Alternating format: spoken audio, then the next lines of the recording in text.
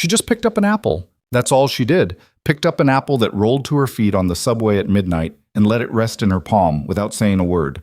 Nothing special, nothing scary. But the man who owned that apple had killed 17 people before turning 30. And tonight, for the first time in 7 years, he fell asleep on her shoulder. It was the beginning of something they would both never be able to escape. If you love stories of love blossoming from the shadows, watch until the end, hit like, and comment the name of the city you're watching so I know how far my story has come. The apple was bruised on one side. Lena Vale noticed that first. The soft, dark depression near the stem where the flesh had given up, where the skin had pulled inward like a mouth deciding not to speak. She turned it over in her palm while the train shuddered through the tunnel beneath Atlantic Avenue, and she thought, briefly, about how the man at the fruit stand had tried to charge her full price for it, how she had stood there doing math in her head, how she had bought it anyway because it was either this or the $3 granola bar from the hospital vending machine 2 blocks from work, and she had already eaten that at noon. It was 11:47 at night. She had been on her feet for 14 hours. The 2 train was mostly empty at this hour. A teenager with headphones taking up 2 seats, a man in paint-stained Carhartt pants asleep against the pole, a woman in scrubs who stared at her phone with the hollow expression of someone who had already left their body for the night. The car smelled like wet concrete and the particular exhaustion of people who worked in kitchens and hospitals and construction sites, the kind of exhaustion that lived in the soles of feet and didn't leave even after sleep. Lena shifted the canvas bag on her lap. Inside, the apple, half a block of store-brand cheddar that was starting to turn. 2 bruised pears she had negotiated down to $1 together, and a binder of community college course catalogs she kept meaning to read and kept not reading. The bag had a broken strap. She held it closed with her left hand. She was 26 years old and she was so tired she could feel it in her back molars. The train lurched. The overhead lights flickered once, twice, then steadied into their usual sickly yellow. Lena leaned her head back against the hard plastic panel behind her and closed her eyes. Not to sleep. She had learned not to sleep on the subway. Not in this neighborhood. Not at this hour. But just to give her eyes somewhere dark to rest for a moment. She almost didn't hear the doors open at Fulton Street. Almost. The temperature in the car changed first. She noticed that before she opened her eyes, a subtle shift, the way a room changes when someone with a specific kind of gravity steps into it. Not physical warmth. Something else. The kind of presence that makes the air rearrange itself. She opened her eyes. There were 4 of them, 3 men in dark clothing. Expensive dark clothing. She registered that without meaning to. The kind that was cut to move easily and hide things. Who spread themselves through the car with the unhurried efficiency of people who had done this hundreds of times. One near the door. One by the pole at the center. One at the far end, already scanning. And then the 4th man. He came through the doors last. He was Korean, maybe 30 or 31, with the kind of face that had been handsome once and had since been refined into something colder. The jaw harder, the eyes darker, the mouth pressed into a line that looked like it had forgotten how to form most human expressions. He wore a black overcoat that must have cost more than 3 months of Lena's rent. His hands were in his pockets. He moved like a man who owned every room he walked into. Not through arrogance exactly, but through something more fundamental. A certainty so deep it had become biological. He sat down, not across from her, not at the far end. He sat down 1 seat to her left, close enough that she could smell his cologne. Something dark and expensive, cedar and something else she didn't have words for, and the slight undertone beneath it that she only recognized later as dried blood. Every other person in the car found somewhere else to look. Lena watched this happen in real time. The teenager with the headphones turned toward the window. The woman in scrubs became very interested in something on her phone. The man in the Carhartt pants was still asleep, and Lena found herself envying him with a fierceness that surprised her. She looked at her apple. The man beside her. She didn't know him, had never seen him, would not have recognized his face from any newspaper or any of the whispered conversations she sometimes half heard between the cooks at the restaurant, sat very still. He did not look at his phone. He did not acknowledge the bodyguards arranged around the car. He simply sat with his hands folded in his lap and stared at the middle distance with an expression that was not peace and was not agitation, but something harder to name.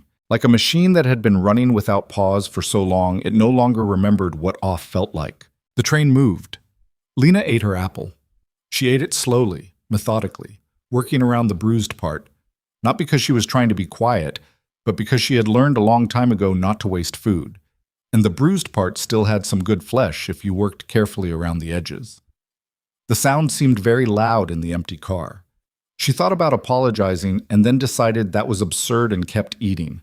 The train went through the tunnel, the lights flickered again. When the car swayed through the long curve before Nevin Street, his shoulder came into contact with hers.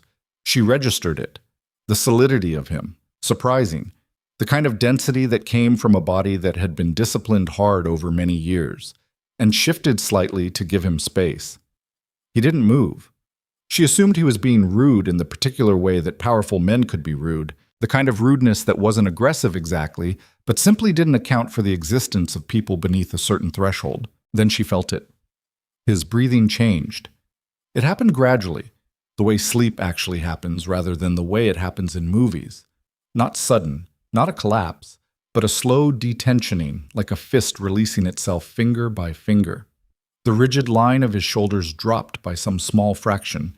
His head, which had been held with the careful uprightness of a man who was always conscious of being watched, tilted further, came to rest against her shoulder. Lena went completely still. Her half-eaten apple was in her hand. The canvas bag was on her lap. The bodyguard by the center pole was looking directly at her now, and the expression on his face was one she didn't know how to read. Not threatening, exactly, but dense with warning and something that might have been, unexpectedly, a kind of anguished uncertainty. The man on her shoulder was asleep, deeply, completely asleep. She could feel the heaviness of it, the total absence of the muscular vigilance that had radiated from him since the moment he sat down. His breathing slowed to something almost painful in its evenness. The tension that had made him seem like a weapon at rest simply wasn't there anymore. She looked at the bodyguard. The bodyguard looked at her. Neither of them moved. Lena thought about waking him. She thought about standing up, which would have been the sensible thing, the safe thing, the thing that any person with functional self-preservation instincts would have done in the first 3 seconds. She thought about the 14 hours she had just worked and the broken strap on her bag, and the fact that tomorrow she had an 8 a.m. shift and the community college catalog she still hadn't read. She looked at the man asleep on her shoulder. Up close, the hard perfection of his face had loosened into something almost unrecognizable. There were shadows under his eyes so deep they looked like bruises. The lines around his mouth, which had seemed like ruthlessness when he was awake, looked different now, older, somehow, and exhausted in a way that went beyond simple tiredness. Like a man who had been carrying something very heavy for a very long time and had simply, in this one unguarded moment, put it down. She did not move. She didn't examine why. It wasn't kindness exactly. Or it was kindness, but not the soft, deliberate kind. It was more animal than that. More reflexive. The way you instinctively don't startle something sleeping. The way you step around a person who has finally, against all odds, found rest. The train moved through the dark. She finished her apple. He slept for 3 stops. When the train pulled into Borough Hall, one of the bodyguards stepped forward and said very quietly, in a voice trained not to carry beyond 2 feet, "Sir." The man beside Lena came awake instantly. Not gradually, not confused, but completely, the way soldiers come awake, every system online before the eyes even finished opening. He lifted his head from her shoulder. He looked at her. For 1 second, just one. His expression was something she had never seen on an adult face. Not in the restaurant, not on the train, not anywhere. Pure, unguarded disorientation. The look of someone who had woken up somewhere they didn't expect to be and felt, in the first fragment of consciousness, something that wasn't fear and wasn't relief, but something quieter and more devastating than either. Then it was gone. The mask came back. The jaw rehardened. The eyes went dark and careful. He stood, straightened his coat with one precise movement, looked at her for 1 more second in a way that she couldn't interpret and didn't try to. Then he walked off the train, and his bodyguards went with him, and the doors closed, and the train pulled out of Borough Hall, and the car felt different in his absence, larger, somehow, and very quiet. The woman in scrubs let out a breath she'd apparently been holding. The teenager with the headphones turned back from the window. Lena sat with her empty canvas bag and her half-eaten pear, and the ghost of warmth still on her shoulder where his head had rested. She thought, that was strange. She thought, I should not think about that again. She was wrong on the second count. 11 days passed. Lena worked the breakfast and lunch shift on Tuesdays, Thursdays, and Saturdays, and the dinner service every other night except Mondays, which were technically her days off, but which she usually spent picking up odd shifts at the coffee place on Flatbush, because the restaurant didn't pay enough, and hadn't paid enough for 2 years, and she kept waiting for that to change. The community college catalogs lived on her kitchen table under a pile of unopened mail. Sometimes she opened them. Mostly, she didn't. Her apartment was a third-floor walk-up in Crown Heights, with a bathroom tile that had been cracked since she moved in, and a kitchen window that let in cold air through a gap that the landlord had been meaning to fix for 8 months. She had a mattress on a bed frame, a second-hand couch, a bookshelf made of boards and cinder blocks. On the bookshelf, paperback novels worn soft from reading, a photograph of her mother taken before the illness, a clay mug her best friend Maya had made her as a joke that had somehow become the only cup she used. It was not a sad apartment. That was important to her. It was small and cold and imperfect, but she had arranged it with care. She had put things in it that were hers, and she did not let herself think of it as sad, difficult, temporary, but not sad. She did not think about the man on the train, or she tried not to. The first sign was the car.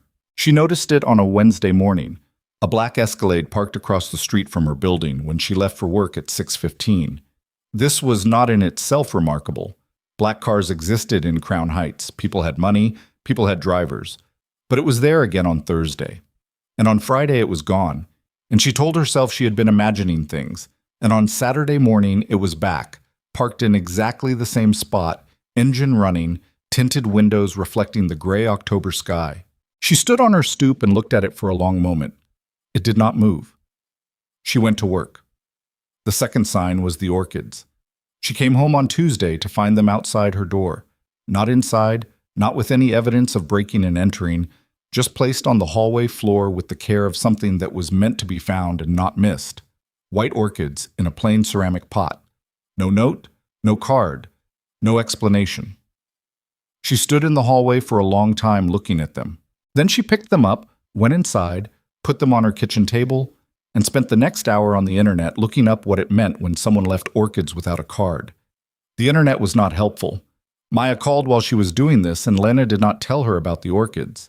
She told herself it was a mistake, someone's delivery to the wrong floor.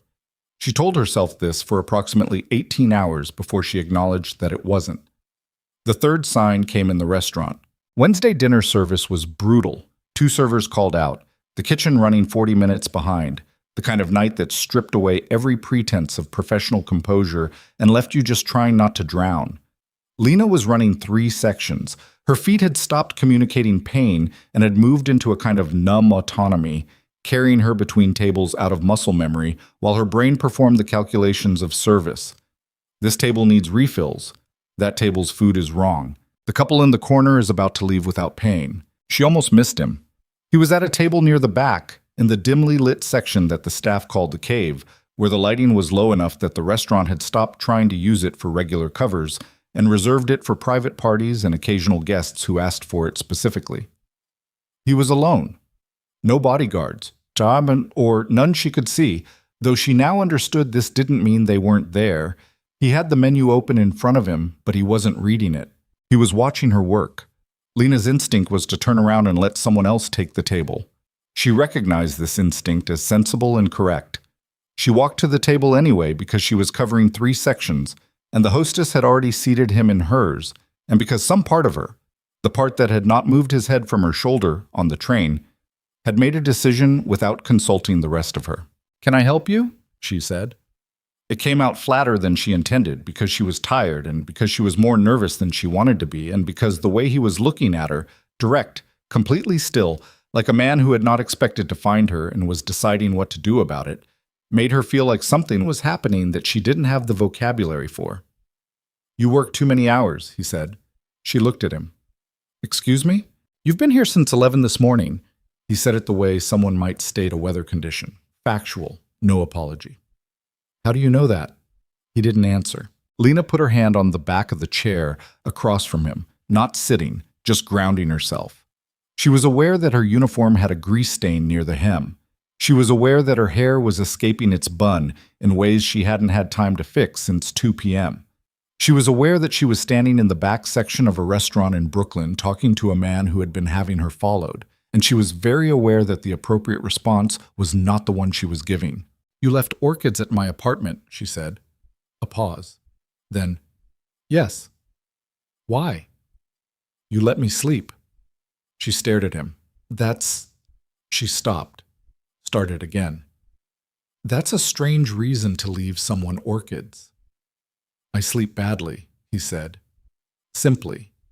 Without self-pity, which was the thing that made it land. For years. I don't remember the last time before that night. The noise of the restaurant had receded to something abstract. Someone dropped a glass in the kitchen. The sound didn't reach her. "I don't know who you are," she said. It was partly true. "I know."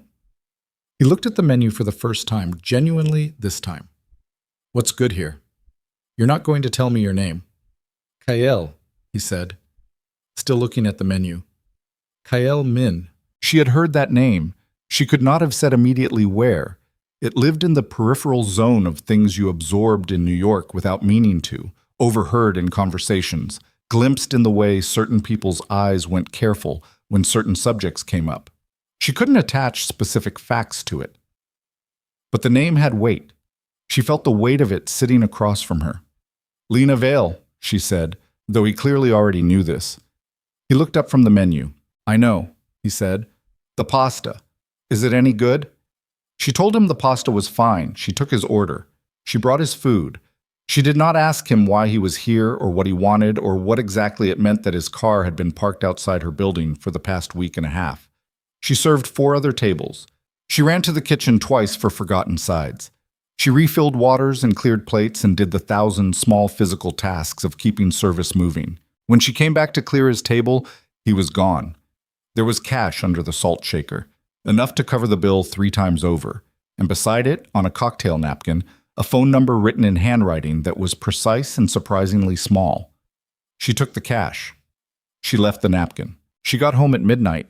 She stood in her kitchen eating the last of the cheddar cheese over the sink because she had forgotten to eat dinner during the shift, and she looked at the orchids on her table, and she thought about the particular sound of his voice when he said, "I sleep badly." Not like a confession, like a statement of fact that he had no particular feelings about, the way you might say, "I don't like mornings" or "I run cold," a thing that simply was. She thought about the napkin she had left on the table. She thought, "Good." She thought, "You should have taken it." She thought, "Go to bed." She did not sleep well. She took the napkin. Not that night. The cocktail napkin was gone with the cleared table. She wasn't going back for it. But the next time he came to the restaurant, which was 4 days later, she wrote the number down. She did not call it. She put it in the back of the community college binder with the pages she still hadn't read. The black car stopped parking outside her building. She noticed this and did not know whether to be relieved or concerned. And the fact that she was not entirely relieved told her something about herself that she didn't particularly want to know. He came back to the restaurant twice more in October. Each time he sat in the back section and ordered something small and watched her work in a way that was not threatening, or not only threatening, but that she was beginning to identify as something closer to specific and focused attention.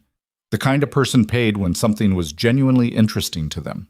She had not had that from many people. She noticed it more than she intended to. The second time, near the end of his meal, she stopped at his table without meaning to and said, "You're still following me." "Less than before," he said. "That's not the reassurance you think it is." He looked at her with something that might have been the beginning of amusement, but hadn't fully committed. "You haven't called." "I'm aware." "Why?" She thought about it. The honest answer was complicated in ways she didn't want to give to a man she barely knew in the back section of a restaurant at 10:15 on a Thursday night. The honest answer involved the particular calculus of someone who had grown up learning not to want things that cost too much. Not because wanting them was wrong, but because the wanting itself was a kind of debt you'd eventually have to pay. "I don't trust situations I don't understand," she said. He nodded, like this was reasonable. What do you want to understand? He said. She looked at him for a long moment. The kitchen was loud behind the pass. Someone laughed in the front section. All of it, she said. She called. Not that night. 3 days later, at 7 in the morning, standing in her kitchen with coffee she couldn't quite afford from the bodega downstairs, listening to the city start itself up outside the window. She did it before she could think about it too carefully, which was the only way she ever did the things she was ambivalent about. He picked up on the second ring. Vale, he said. Not a question. I have questions, she said. I know. I want actual answers, not whatever version you decide is appropriate for me to hear. A pause, then, that's going to be a problem. Then we're done. Silence on the line, long enough that she thought he might hang up, and she sat with the possibility and found she could live with it, which helped her breathe more evenly. Tuesday, he said finally. I'll pick you up at 8. I'll meet you, she said. Tell me where. Another pause. This one shorter, and carrying something that sounded almost like surprise. You don't want me to know your schedule, he said. You already know my schedule, she said. I just don't want you to think you have access to it. The silence this time felt different, denser. Fine, he said. There's a place in Cobble Hill. I'll send you the address. Fine, she said. She hung up. She stood at her kitchen window and drank her coffee and watched a man walk a dog and a woman push a stroller and 2 teenagers yell at each other affectionately across the street, and she thought, this is a mistake. And then she thought, you've made worse ones. The restaurant in Cobble Hill was the kind of place that didn't have a sign outside. It was accessed through a wooden door in a narrow alley off Atlantic, and inside it was small and spare and lit with the kind of lighting that said, without words, that the people who came here did not want to be looked at. The woman who seated her looked at Lena's coat, second-hand wool, good quality once, now just good, and said nothing, which was its own kind of statement. Kael was already there. He was at a corner table with his back to the wall, and the way she was beginning to understand was not a preference, but a habit built from necessity. He stood when she came in, which she hadn't expected, and the unexpectedness of it made her pause for half a second before she sat down. You're punctual, he said. I've been working breakfast shifts for 3 years, she said. Punctuality stopped being optional around year 1. He almost smiled. She clocked it, the brief shift in the line of his mouth before he controlled it back. They ordered. She asked for coffee, and whatever was simple. He ordered in a way that suggested he'd been here enough times that the ordering was automatic. She looked at him across the table. Tell me what you do, she said. He looked at her steadily. You know what I do. I know pieces. I want to hear it from you. He was quiet for a moment. Not evasive quiet, thinking quiet. The kind a person did when they were deciding not how much to lie, but how to tell the truth in the most precise way available. My family, he said, has operated in this city for 30 years. Logistics, distribution, certain kinds of protection. Things that exist in the spaces between legal and illegal. He paused. I took over when I was 23. I made it more efficient and significantly more dangerous. How many people have you hurt? More than I can justify. How many have you killed? The table was quiet. That's a question I'm not going to answer at dinner, he said. Why? Because the number would end this conversation, and I don't want this conversation to end. She held that. The honesty of it was not reassuring. It was the opposite of reassuring. But it was honest, and she had asked for that, and there was something clarifying about a person who gave you the truth in the shape it actually had, not in the shape you might want it to have. Why me? She said. He looked at her. The mask was almost complete now. The careful composure that she was starting to understand cost him something to maintain. Because you let me sleep, he said, and then you told me to stop following you, and then you came here anyway. That's not an answer. It's the only one I have. A pause. You're not afraid of me. I'm extremely afraid of you, she said. No. He shook his head slightly. You're cautious. That's different. Everyone else in my life is either afraid or trying to use me. You're just... He stopped. Just what? Looking at me, he said. Straight, like you're trying to figure out if there's something worth finding. The coffee came. She wrapped both hands around the cup. Is there? She said. He looked at her for a long time. Outside somewhere, a siren moved through the city and faded. "I genuinely don't know," he said. She believed him, and that the not knowing, the willingness to sit with the not knowing instead of performing certainty, was more dangerous than anything else he had said. She stayed for 2 hours. When she left, she took the subway home. She stood on the platform at Bergen Street and waited for the train. And the platform was cold and the tiles were cracked and it smelled like all subway platforms smelled, like something ancient and perpetually unfinished. She thought about the year she had ahead of her, the shifts, the binder, the slow, careful machinery of building something from almost nothing. She thought about the way he had said, "I don't know," without apology. The train came. She got on. What she did not know, what she had no way of knowing, standing on that platform in her second-hand coat with her canvas bag and her careful calculations, was that across the city, in a glass-walled office above Lower Manhattan, a woman named Celeste Park was sitting behind a wide desk looking at surveillance photographs. The photographs were of Lena, on the train, outside her building, at the restaurant. Celeste Park had dark, expensive hair and a face that was beautiful in the particular way of things specifically designed to make you underestimate them. She ran her thumb across the edge of one photograph. She set it down. She looked at the man standing across from her desk. "He's losing focus," she said. Not angry, factual. In the way Kael himself was sometimes factual. The way people who had learned to make violence legible learned to speak about it. The man across from her said nothing. Celeste picked up her phone. She made a call that lasted 40 seconds. When she hung up, she placed the photographs in a neat stack and folded her hands over them and thought about the particular dynamics of leverage and weakness and the places where a person's defenses were thinnest. A waitress, she thought. She almost felt something about it. Almost. Lena got home just after 11. She unlocked her door. She dropped her bag. She turned on the kitchen light and stood in the yellow glow of her small apartment and looked at the orchids on the table, which she had not thrown away, which she had watered twice now, which were doing fine. Her phone buzzed. She looked at the screen. A number she now had saved. "I haven't slept this well in years." She stared at the message for a long time. She put her phone face down on the counter. She went to brush her teeth. She picked the phone back up before she turned off the light. She typed, "Good." She sent it. She lay in the dark and listened to the subway running somewhere beneath her feet. That vast underground machinery carrying strangers through the dark toward wherever they were going. And she thought about the photograph being taken of her outside the restaurant 3 days ago by a man she hadn't noticed, and how she had not noticed it, and how this was the kind of thing she would not have thought about before last Tuesday. She thought about Kael Min saying more than I can justify. She thought about how sleep found him in a rattling subway car next to a woman eating a bruised apple, when presumably it could not find him in whatever expensive dark it was his life offered. She thought, this is not going to be simple. She thought, you knew that. She thought, yeah. The train ran beneath her. The city breathed its enormous breathing.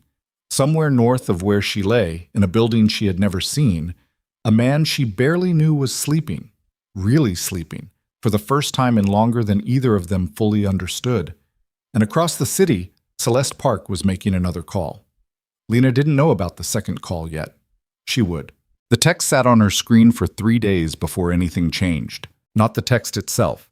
That was gone, read and reread, and eventually buried under the ordinary accumulation of messages from Maya asking about weekend plans, and her landlord responding, finally, about the kitchen window with an apology that was mostly punctuation errors. But the weight of it stayed. I haven't slept this well in years. 5 words. She caught herself thinking about them at odd moments. In the middle of taking an order, standing in the shower at 6:40 a.m., waiting for the crosswalk signal on Fulton with cold October rain finding the gap between her collar and her neck. She told herself this was normal, that a person could think about something without it meaning anything. She was good at telling herself things. On the 4th day, he called.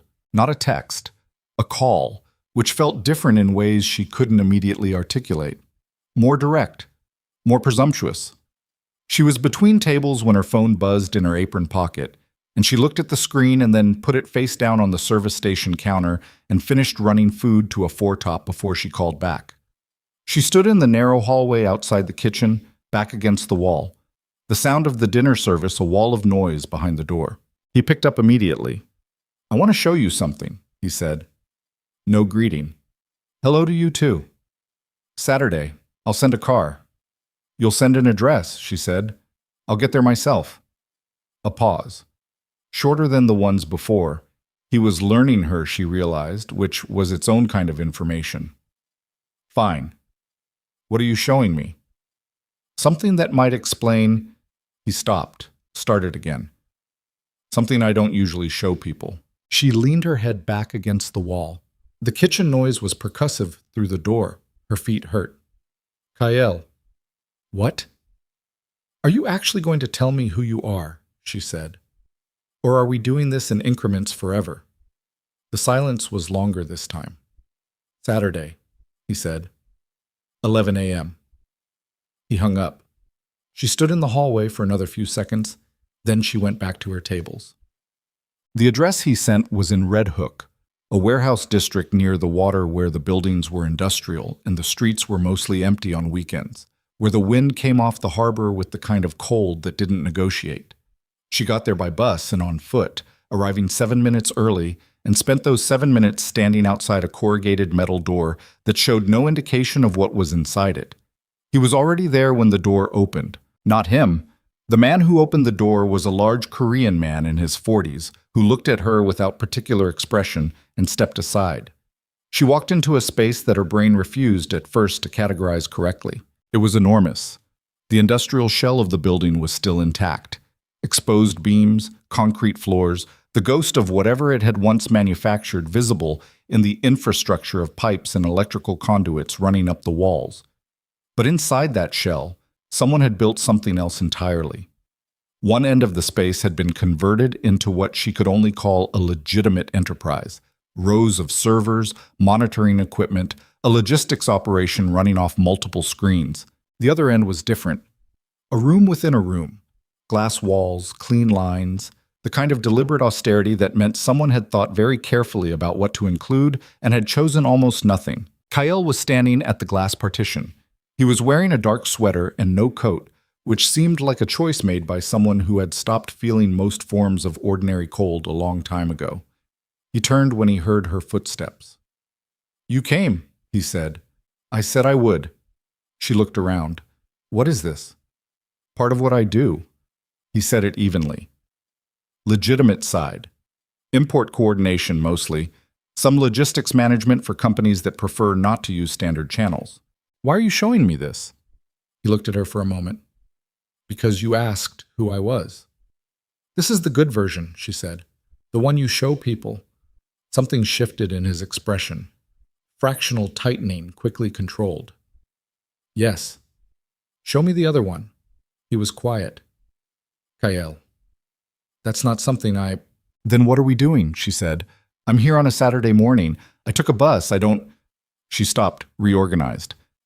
"I don't have time for the edited version. Either you trust me enough to be real or you don't, and if you don't, that's fine. But I'd like to know now." He looked at her with an expression she was starting to recognize, the one that appeared when she said something that moved outside the boundaries of how people usually spoke to him. The look of a man encountering friction in a life that had been deliberately engineered to eliminate it. He turned and walked toward the back of the space. She followed, through a second door down a short corridor into a smaller room that had no pretense about it. A table, chairs, a whiteboard covered in numbers and names, some crossed out. A map of the city with certain intersections marked in red. On the table, a phone, a burner by the look of it, and a manila folder. He put the folder in front of her, sat down across from her, watched her. She opened it. The photographs inside were surveillance shots. Men she didn't recognize outside restaurants and office buildings, cars and parking structures, transactions caught in the long angles of cameras. There were also documents, financial flows, names she didn't recognize and a few she thought she might. Property records. "I control distribution across 3 boroughs," he said, "through 5 separate operational layers designed to make prosecution structurally impossible. I have 23 people in city government on different arrangements. I have relationships with 2 federal prosecutors." A pause. "I also have 3 direct competitors who would significantly prefer I was dead." She kept her eyes on the folder. Her heartbeat was doing something she was trying not to let reach her hands. The 23 people in city government, she said. Some are paid, some are managed through other means. Blackmail. Leverage, he said without heat. She looked up. Do you hear the difference you're making between those two words? Yes. Is there one? A beat. No, he said. Not really. She closed the folder. She put her hands flat on the table. She looked at him, really looked, the way she had been doing since that first night in the restaurant, trying to find the line between the man who had fallen asleep on her shoulder and the man who kept files on city officials and crossed names off whiteboards. Why are you telling me this? She said. Because you asked. No. She shook her head. People tell me things because they want something. What do you want? He was very still for a moment. The fluorescent light above them was the only sound, that faint industrial hum. Then he said, I want someone who knows what I actually am and doesn't leave. She breathed. That's a terrible reason to tell someone this much, she said. I know. You could do a lot of things, he said quietly. You won't. You don't know that. No, he agreed. But I'm here anyway. She sat with that for a long moment. Outside somewhere, the harbor wind moved against the metal walls of the building and made a sound like something thinking. Your father, she said. You took over when he died. The words came out flat, not with grief, but with the particular flatness of someone who had processed something so many times it had worn through to bedrock. When I was 23, I was already running most of it. He just made it official by dying. Were you close? He looked at her like the question was in a language he had almost but not quite learned. No, he said. She nodded. She did not push it. She had learned enough about certain kinds of fathers to know that the absence of closeness was not simple. The people on the whiteboard, she said. The crossed out ones. His eyes moved to the board and back to her. Some are resolved problems, some are dead. Which is which? Does it matter? Yes, she said. To me it does. He held her gaze. More dead than resolved. She looked at her hands on the table. She thought about the bruised apple and the flickering train lights and how she had watched his face go soft in sleep, and thought, for one foolish second, that he looked young. She thought about the photograph of her on Celeste Park's desk, which she still didn't know about.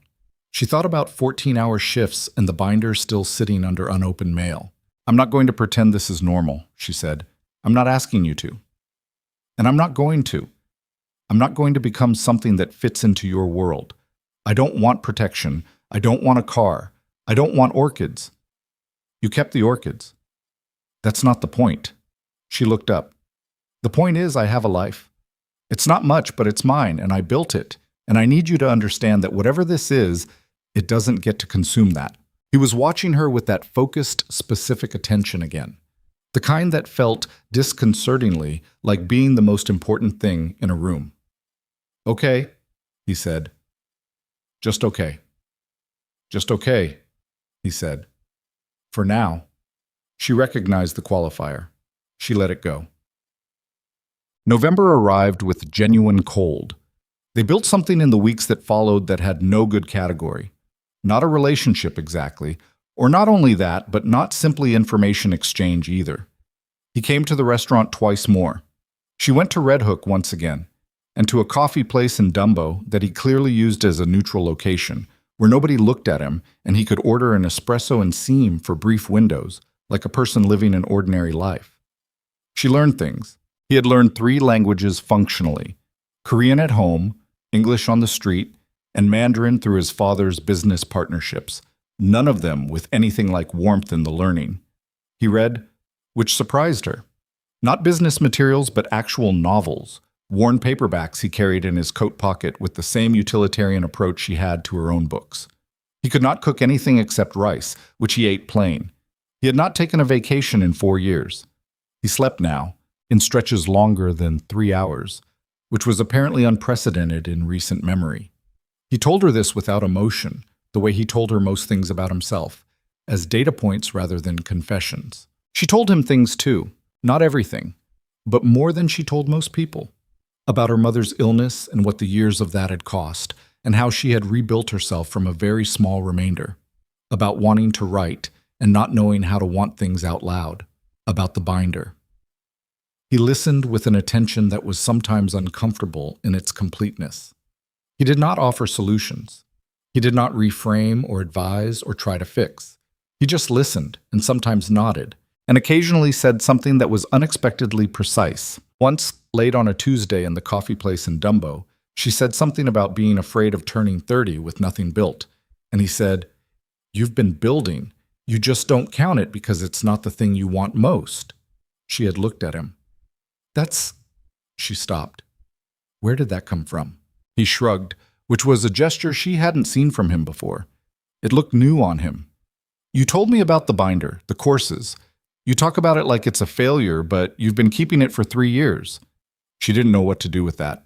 She folded it away somewhere. The bodyguards were always present, always at a distance that was calibrated precisely to feel invisible while being completely effective. She had stopped noticing them the way you stopped noticing the subway sound if you lived near the tracks. She understood this was also a form of conditioning and tried to notice it when she could. The first time she saw him work, it was an accident.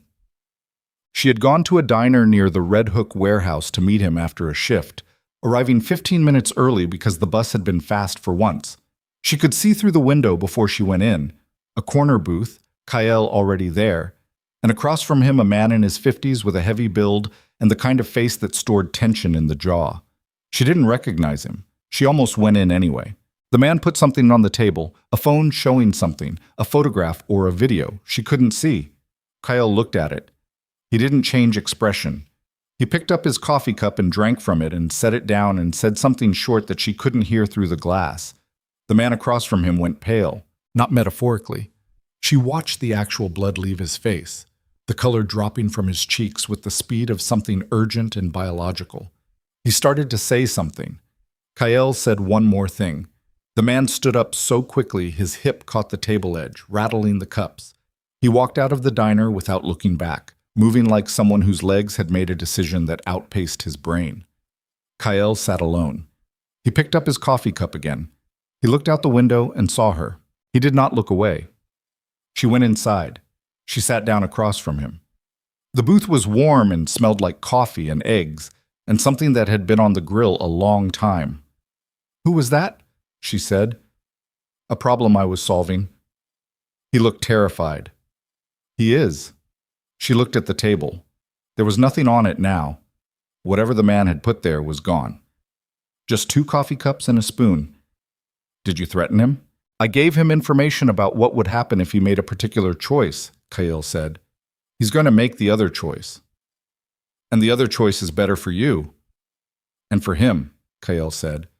"He'll keep his hands, both of them, which is more than he'd get from the alternative." She looked at him. He looked back without apology or performance. Just the fact of what he was, sitting across from her in a vinyl booth in Red Hook, completely still. "I need you to understand," she said carefully, "that I'm not okay with this. I know. And I'm still here. And I need you to understand that doesn't mean I'm okay with it." "I understand the difference," he said. She picked up his coffee because she hadn't ordered yet, and she needed something to do with her hands. It was black, unsweetened. She drank it anyway. "You can't turn it off," she said. It wasn't a question. "No." "Would you if you could?" He was quiet for long enough that she looked up.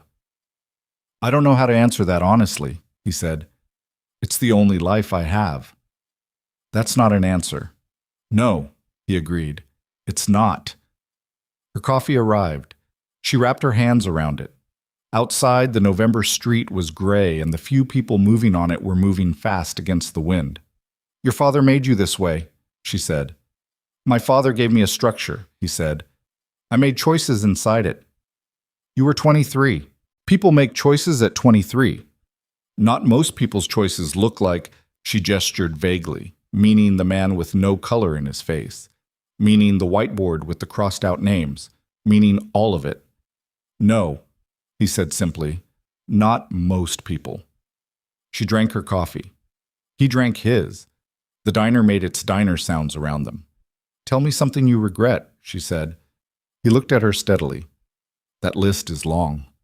"Pick one." Silence.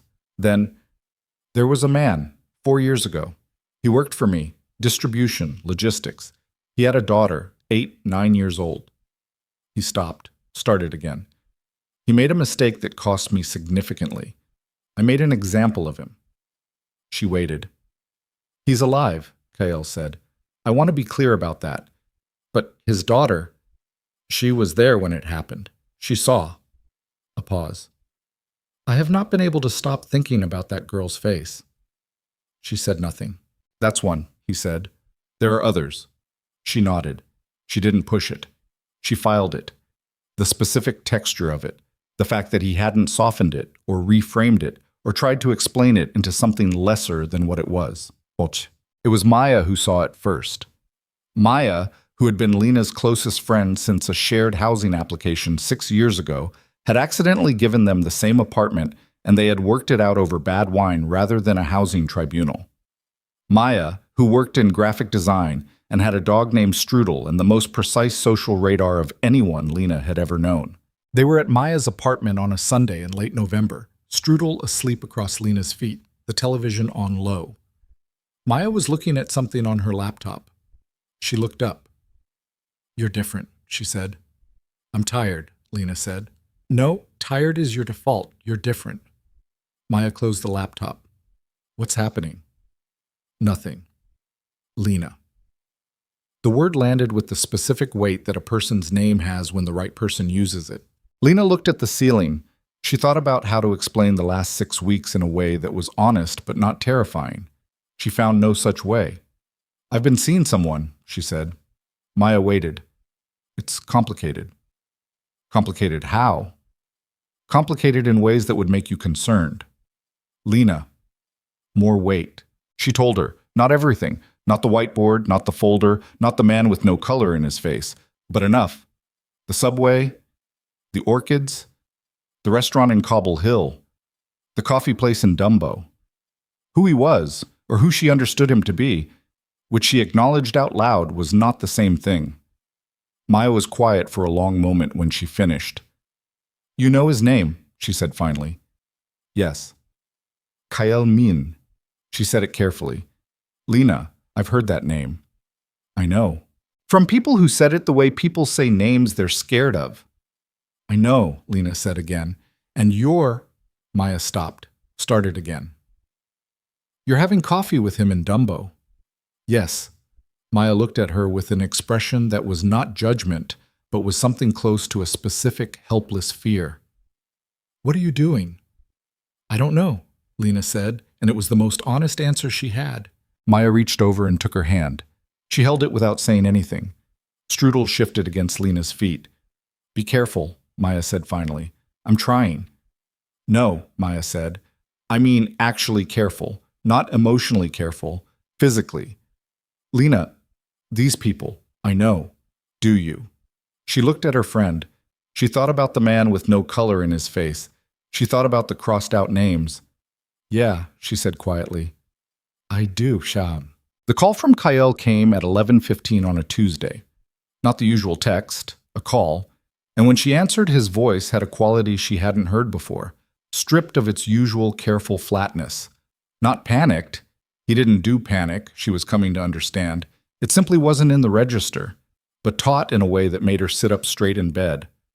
I need to tell you something, he said. She turned on the light. What? Celeste Park knows about you. The name meant nothing to her. She said so. She runs the Park Syndicate, East Side primarily, with extensions into Jersey and parts of Connecticut. She and I have been... There's been a negotiation. For 2 years. A political arrangement. He paused. A marriage arrangement. Between our organizations. She was quiet. You were going to... I never agreed to it, he said. She assumed I would.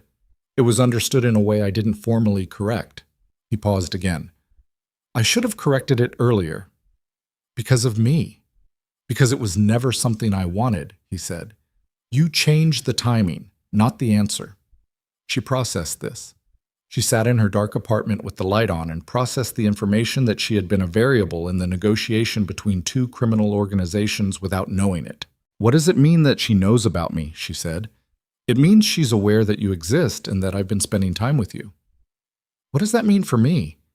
He was quiet for a beat. It means I want to increase your security. No.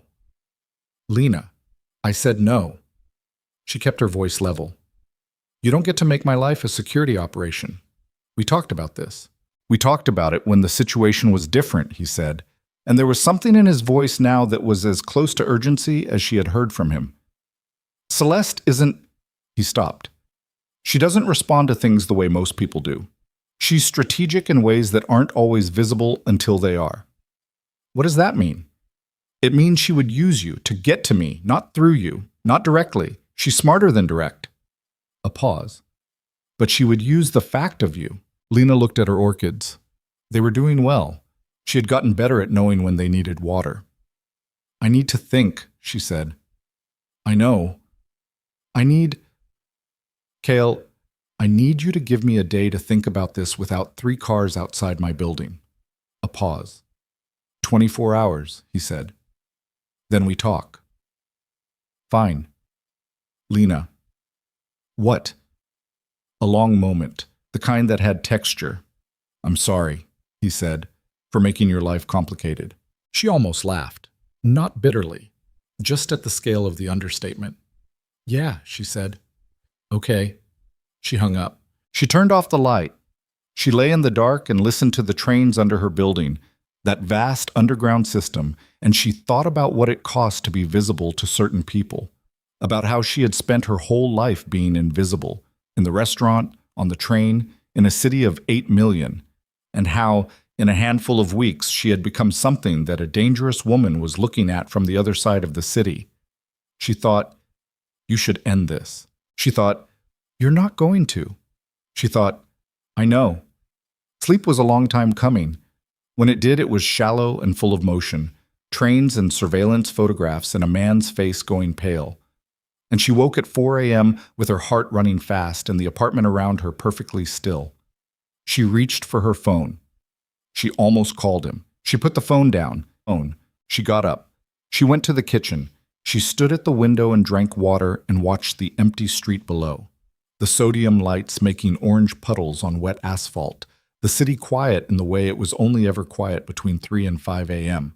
That narrow window when even New York briefly put its weight down. She saw the car. Not the black Escalade, a different car. A dark sedan she didn't recognize, parked at the corner, engine not running, lights off. She looked at it for a long time. She could not see who was inside it. She thought about calling Kael. She thought about what it would mean to call him, not just practically, but what it would signal to herself and to him, about what she was willing to accept and what she was willing to let into her life. She looked at the car. She picked up her phone. She pulled up his number. Before she pressed call, the car's headlights came on. It pulled away from the curb, slow and deliberate, moving down the block without hurry, and turned the corner and was gone. She stood at the window for a long time after. Her thumb was still over his name on the screen. She put the phone down. She went back to bed. What she didn't know, couldn't have known, standing barefoot in her kitchen at 4 a.m, was that the sedan had been sent not to watch her, but to confirm something. Not a threat yet. A measurement, the kind you took before you decided how much force was required. And 3 miles away, in a hotel suite with a view of the harbor, Celeste Park was looking at a message on her phone. 3 words from the driver of that sedan, and setting the phone face down on the nightstand with the careful deliberation of someone who had just made an irrevocable decision. The words were, "She's still here." And to Celeste, that meant only one thing: Kael had chosen, which meant the negotiation was over, which meant what came next was not politics. The orchids on Lena's table caught the light from the street through the window. White and precise and perfectly, the orchids died on a Thursday. Lena noticed it the same morning she noticed the second sedan. Different plates, different color, same deliberate stillness, parked not at the corner this time, but directly across from her building's entrance. She stood at her kitchen window with her coffee and looked at it for a long time. And then she looked at the orchids, and the orchids had gone brown at the petal edges overnight, in the way that meant something systemic had failed, some internal mechanism that no amount of water could correct. She threw them out. She did not replace them. She called Kael before she left for work. The car is back, she said when he picked up. Different car, same corner. A pause that lasted exactly 2 seconds. I see it. You're watching my building. I have someone watching your building, he said, which was not a correction so much as a clarification she hadn't asked for. Kael, I know what you're going to say. Then don't make me say it. He was quiet. Outside, the sedan sat unmoving. She could not see the driver from her angle, but she felt the direction of attention coming from it. The way you feel a temperature change. Not dramatic, just the ambient reality of being watched by someone who is very good at watching.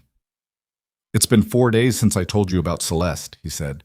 She's moving faster than I expected. What does that mean? It means I need you to agree to let me move you. Move me where? Somewhere that isn't here. He paused. Temporarily. She looked at her apartment, the boards and cinder block bookshelf, the photograph of her mother, the clay mug on the counter, the spot on the kitchen floor where the tile had been cracked since she moved in, the window with the gap that let the cold in. I have a shift tonight, she said. I know. And tomorrow morning. Tomorrow? Lena. His voice had that stripped quality again. The one that appeared when he was choosing between several versions of a sentence and discarding all of them for something more direct. She's not being subtle anymore. The sedan isn't surveillance, it's a statement. What's the difference? Surveillance is quiet. You don't see it. When they let you see it, it means they want you afraid. He paused. She's introducing herself. She breathed through her nose. She thought about the word afraid, and how she had told him on their second meeting that she was extremely afraid of him, and he had said, no, you're cautious, that's different. She wondered which one she was now. 1 week, she said. I'll take 1 week of whatever you're proposing, but I keep my phone. I keep contact with Maya. I don't disappear. Agreed. And after 1 week, we figure out a different solution. Not this one. Agreed, he said again. You're agreeing very easily. Because you're right about most of it, he said, and because we're running out of time. She packed a bag that afternoon. She packed it the way she packed for everything, practically, without sentiment, taking only what was necessary and leaving the rest. She called Maya and told her she was going to stay with a friend upstate for a week, which was close enough to true that she didn't feel the full weight of the lie. Maya asked questions she deflected. She told her she was fine. Maya said, I know you think you are, in a tone that landed between them and stayed. The car that came for her was not an Escalade this time. A plain gray sedan, deliberately ordinary, driven by the same large Korean man who had opened the warehouse door. He didn't speak. She sat in the back and watched Brooklyn give way to the BQE and then to the kind of highway that meant you were going north, and the city fell away in increments, the density thinning, the buildings shortening, the sky growing wider than it was allowed to be inside the 5 boroughs. The house was in Westchester, back from the road on a property that had been designed specifically not to be noticed. Not a compound, nothing that dramatic. A large house on several acres, surrounded by bare November trees, with the quiet of a place that had been maintained carefully and used rarely. She later learned it had been purchased through a shell company 17 months ago as a contingency she hoped never to become. She was one of 3 people in the house. The large Korean man, whose name was Sung, and who communicated primarily through proximity and efficiency. A woman named Daria, in her 30s, who handled something she described as coordination and who made coffee at 6 a.m. sharp every morning and left a cup outside Lena's door without comment. Kael arrived the second evening. He came without announcement. She heard the car on the gravel, and then he was simply there. In the kitchen, shrugging off his coat, looking at her with the focused, particular attention that she had stopped trying to interpret and had started simply receiving. How is it? He said. Quiet, she said. I'm not good at quiet. He sat down at the kitchen table. She sat across from him. Daria had gone elsewhere with the diplomatic efficiency of someone trained to absent herself. Tell me about Celeste, Lena said. He looked at her. Actually, tell me, she said. Not a measured version, not the information you've decided is appropriate version, all of it. He put both hands on the table. He looked at them for a moment, then at her. Celeste Park took over her family's operation 6 years ago when her father had a stroke, he said. She's 34. She has a law degree she's never used professionally. She's the most operationally intelligent person I've dealt with in this business, including people twice her age. He paused. The marriage arrangement was her idea. She brought it to me 2 years ago as a consolidation proposal. Our logistics infrastructure combined with her East Side distribution network, geographic coverage, reduced competition, shared political relationships. And you said yes. I said I'd consider it, he said, which in our world means yes without the paperwork. I let it sit. I never corrected the assumption. He met her eyes. That was an error. Why did you let it sit? He was quiet for a moment. Because at the time it seemed efficient, he said, and because I didn't have a reason not to. Until the subway, he said simply. She looked at him. You're telling me that a woman with a criminal organization is coming after me because you fell asleep on a train? Because I chose something I wasn't supposed to want, he said. The specifics are incidental to her. The specifics are my life, she said. I know. He didn't look away. I know that, she breathed. She looked at the window, bare trees, gray sky, the particular blankness of November in Westchester. It was so quiet she could hear the house settling. What's she going to do? Lena said. She's going to try to use you as pressure, he said. She wants the consolidation. She wants the arrangement. She'll try to make the cost of not having it higher than the cost of compliance. And if you don't comply, a pause. Then she escalates. To what? He looked at her with the honesty she had asked for and sometimes wished she hadn't gotten. To making sure that what I've chosen instead of her isn't available to me anymore. The kitchen was very still. Say it plainly, she said quietly. She'll try to hurt you, he said, or take you, to use as leverage. She held that. She held the full weight of it, didn't try to distribute it or set it down or find a handhold on the side of it. She let it be what it was. Okay, she said. He looked at her. Okay. I'm not falling apart about it, she said. I just needed to know. She paused. What's your plan? I'm working on it. That's not an answer. It's the honest one. I have several operational responses in motion. I'm also attempting a back-channel negotiation through a third party she trusts. He paused. And I'm trying to keep you out of reach while those things develop. She nodded. She filed it. She said, I want to know when things change. Yes. Not after. When? Yes, he said again. They sat in the kitchen for another hour. He talked, and she listened and occasionally asked questions that he answered with the careful precision she was coming to understand was not coldness but a form of respect, the belief that she could handle the actual shape of things rather than a softened version. She didn't know how to feel about being respected in this particular way. She accepted it. He stayed that night, not with her. There were enough rooms in the house that staying meant simply not driving back to the city at midnight. She was aware of his presence in the room down the hall in the particular way you were aware of specific presences, not as sound or movement, but as a shift in the quality of the quiet. She slept better than she had in a week. She did not examine this. 4 days passed in the Westchester house with the texture of suspension, not unpleasant, but unreal, like living inside a held breath. She read 2 of the novels from the shelf in the study. She called Maya twice. She spent an afternoon at the kitchen table with the community college binder that Daria had, without comment, packed into her bag before she left the apartment, and she read it, actually read it, not just moved it from one surface to another. And when she finished, she sat for a long time looking at the cost of things, and then at her phone with its savings app and the number inside it. Kael came each evening. Sometimes he stayed, sometimes he drove back. When he stayed, they talked in the kitchen until late, and these conversations were becoming something she didn't have adequate words for. Not romantic exactly, or not only that, though she was increasingly unable to pretend that what happened in her chest when she heard his car on the gravel was purely intellectual. Something more foundational, the quality of a person whose presence made thinking clearer rather than foggier. On the 5th day, he told her his people had made contact with Celeste's intermediary. On the 6th day, he told her the intermediary had stopped responding. On the 7th morning, she woke at 5 a.m. to Daria standing in her doorway. Get dressed, Daria said. Her voice had a quality Lena had not heard from her before. Not panic, something worse. The flatness of someone operating under emergency protocols. Lena was out of bed before she finished thinking about it. What happened? Get dressed. Take only what you can carry in one hand.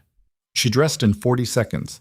She took her phone, her wallet, her keys out of reflex, though she had no idea why.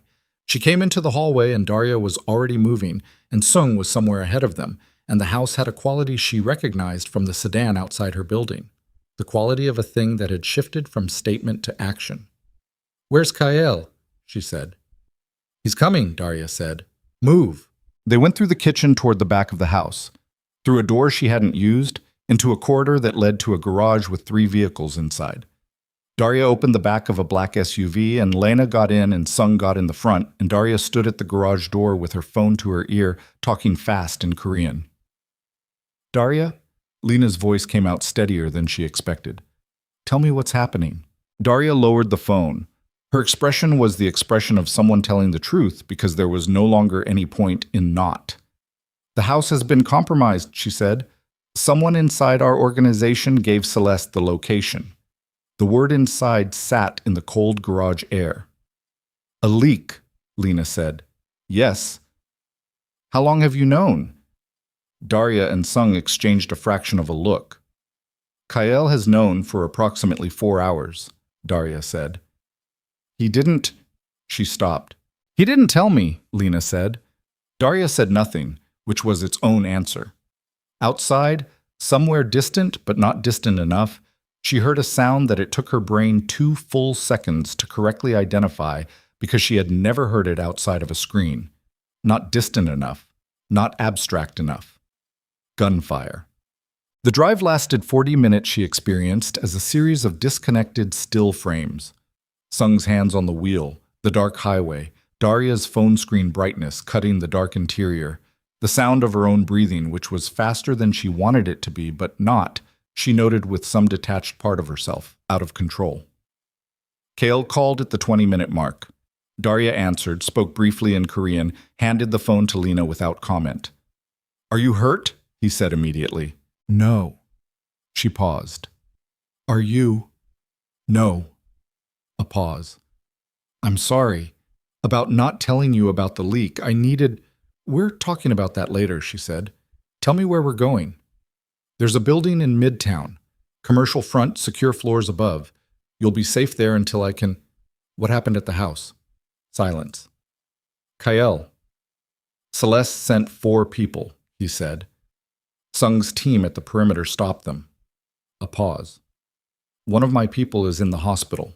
She absorbed this. She looked out the window at the dark highway, the median lights blurring past.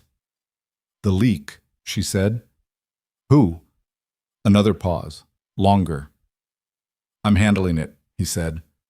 "I didn't ask if you were handling it. I asked who." "Lena, tell me." The pause this time had a different quality, heavy in a specific way. The weight of something he had been carrying since 4 a.m. and had not put down. "Jin," he said. She didn't recognize the name. "Who is Jin?" "He's been with me for 7 years," Kael said. "He was my father's before that. I trusted him with—" He stopped. "With everything. Safe house locations, financial structures, the coordination for the back-channel negotiation with Celeste's intermediary." She understood. The reason the intermediary stopped responding. Yes. Jin was feeding her everything. Yes. She sat with this. She thought about what it meant to have someone you trusted for 7 years give you to the people trying to destroy you. She thought about what that did to a person who already trusted sparingly. "Are you okay?" she said, a sound that might have been a short exhale. "No," he said, which was the most honest answer he had given her about himself. "Okay," she said. "I'll see you at the building."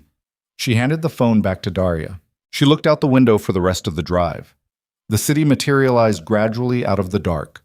First the glow of it on the horizon, then the bridges, then the grid of it rising up in its particular relentlessness. 8 million people and their 8 million lives stacked on top of each other in the dark. She thought about Jin, 7 years. She thought about what it cost to be wrong about a person for 7 years. She thought about the orchids she had thrown out. The building was on 38th Street, glass and steel exterior, the kind of midtown commercial presence that said nothing interesting about what it contained. The upper floors were accessed through a separate elevator that required a keycard Daria produced without drama. The apartment on the 14th floor was clean and spare and looked like it had been assembled as a functional environment rather than a lived-in one. Appropriate furniture, stocked kitchen, no personality. Kael arrived 90 minutes after them. He came through the door and she saw it immediately. The difference in how he held himself. It was subtle, the way important things often were. The controlled composure was intact, but beneath it something had been disturbed at a structural level. The careful balance of a man who kept everything calibrated had been knocked fractionally off center, and because she had spent months learning the precise geometry of how he occupied space, she saw it in the set of his jaw, the fraction of additional tension in his hands. He looked at her first. Before he looked at Daria, before he looked at Sung, before he assessed the room, he looked at her. "You're sure you're not hurt?" he said. "I'm sure." She held his gaze. "Come sit down." He sat. He put his elbows on the kitchen table and for one moment, just one, let his head drop forward, his face angled toward the table, and she saw the exhaustion in him that went beyond last night, that went beyond the last week, that had been accumulating for years before she met him on a subway car with a bruised apple in her hand. She put her hand on his arm. He looked up. "Jin," she said. "I've been dealing with it," he said. His voice was level, the kind of level that cost. "Where is he now?" "Contained," he said, which she understood to mean several things simultaneously and chose not to unpack all of them. "And Celeste." He straightened. The composure came back. Not fully, but enough. "She knows the first move didn't work. She'll recalibrate." He paused. "With Jin's information, she has a significant picture of my operations. Financial structures, key personnel, safe house network, most of which is now compromised." "How bad?" "Significant," he said again.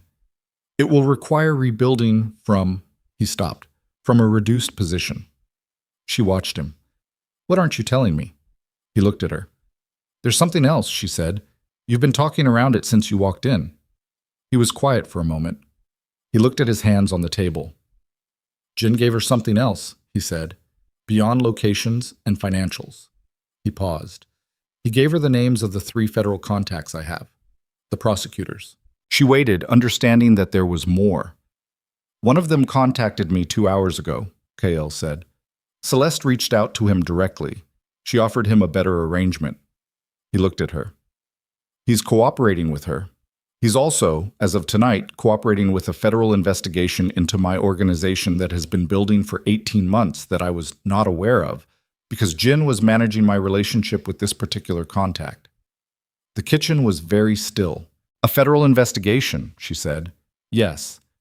That you didn't know about. That I was being shielded from," he said. "Actively. Jin was managing the information flow." She sat back. She looked at the ceiling of the spare Midtown apartment and thought about the architecture of betrayal, the patience it required, the sustained performance of loyalty over 7 years, the particular cruelty of someone who knew exactly where the weight-bearing walls were. "He wasn't working for Celeste for 7 years, she said. "No," Kael said. "I think he was approached recently. 6 months, maybe 8. The federal investigation created an opportunity. Jin saw it and made a calculation." He paused. "He's not wrong that it was rational. You're defending him." "I'm understanding him," he said. "It's different." She looked at him. She thought about how he had said there are others when talking about regrets, and how she hadn't pushed it, and how she was starting to understand the size of what others contained. "What happens now?" she said. "Now I manage the federal exposure," he said. "I have other contacts, not ones Jin knew about, and I begin rebuilding the operational structure from what's intact." He paused. "And I need to resolve Celeste before she can leverage the federal situation into something I can't contain." "Resolve," she said. He met her eyes and didn't soften the word. She nodded. "What do you need from me?" "Stay here," he said. "For now. Let me work." "For how long?" "I don't know." "Kael, I genuinely don't know," he said. "I'm telling you the truth. I don't have a timeline because the situation is developing faster than I can set one." He looked at her with the directness that she had come to understand was not aggression, but the way he showed respect by not softening things into shapes they didn't actually have. I know this is not what you want. No, she said. But I'm here. He looked at her for a long moment. Why? He said. Not manipulatively, Schwab, genuinely, quietly. The question of a man who did not understand how he had come to have something to lose. She thought about it honestly. Because you don't lie to me, she said, even when it would be easier. He held her gaze. That might be the worst reason to stay, he said. Probably, she said. 3 days in the Midtown apartment. She called in sick to the restaurant, which she had never done in 2 years, and listened to her manager's voice and felt the particular discomfort of a life becoming unrecognizable to itself. She called Maya. She said she was fine. Maya said, I'm going to need you to say that in a way that sounds true. She said she was managing. Maya was quiet for a moment and then said, I love you, and Lena said it back and meant it completely. She wrote, she didn't plan to. On the second day, sitting at the spare kitchen table with nothing but her phone and the community college binder and the specific texture of suspended waiting, she opened the Notes app on her phone and started typing. Not a story, not yet. Just the shape of things. The subway, and the bruised apple, and the orchids, and the man with no color in his face, and Daria's voice in a dark doorway saying, get dressed, and the sound of gunfire at 5 a.m. through the walls of a house in Westchester. She wrote until her hands cramped.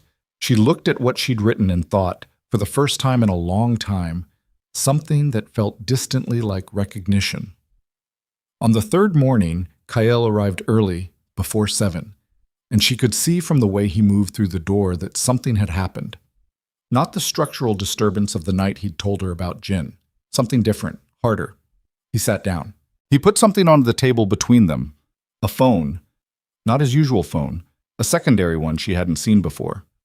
There's a video, he said. She looked at the phone. I need you to see it, he said, and I need you to understand that I am telling you about it before I handle what comes next, because you asked me to tell you when things change. She looked at him. Show me. He turned the phone over. He pressed play. The video was shot from above.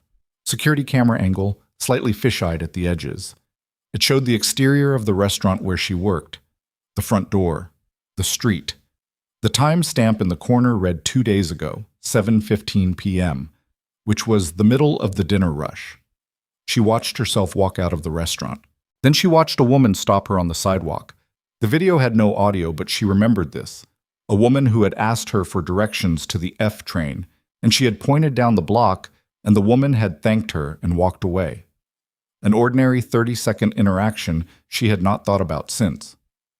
Who was she? Lena said. One of Celeste's people, Kael said. She watched the woman walk away on the screen. Walk away and get into a car and not go toward the F train. She was measuring, Lena said, like the sedan. No, Kael said. His voice was very quiet. Keep watching. She watched the screen. She watched herself go back inside the restaurant. She watched the woman's car circle the block. She watched a second car pull up to the curb across from the restaurant's entrance. She watched it sit there for the rest of the video's timestamp, which ended at 7:49. She was establishing the route, Kael said. Entry points, exit patterns, your schedule. He paused.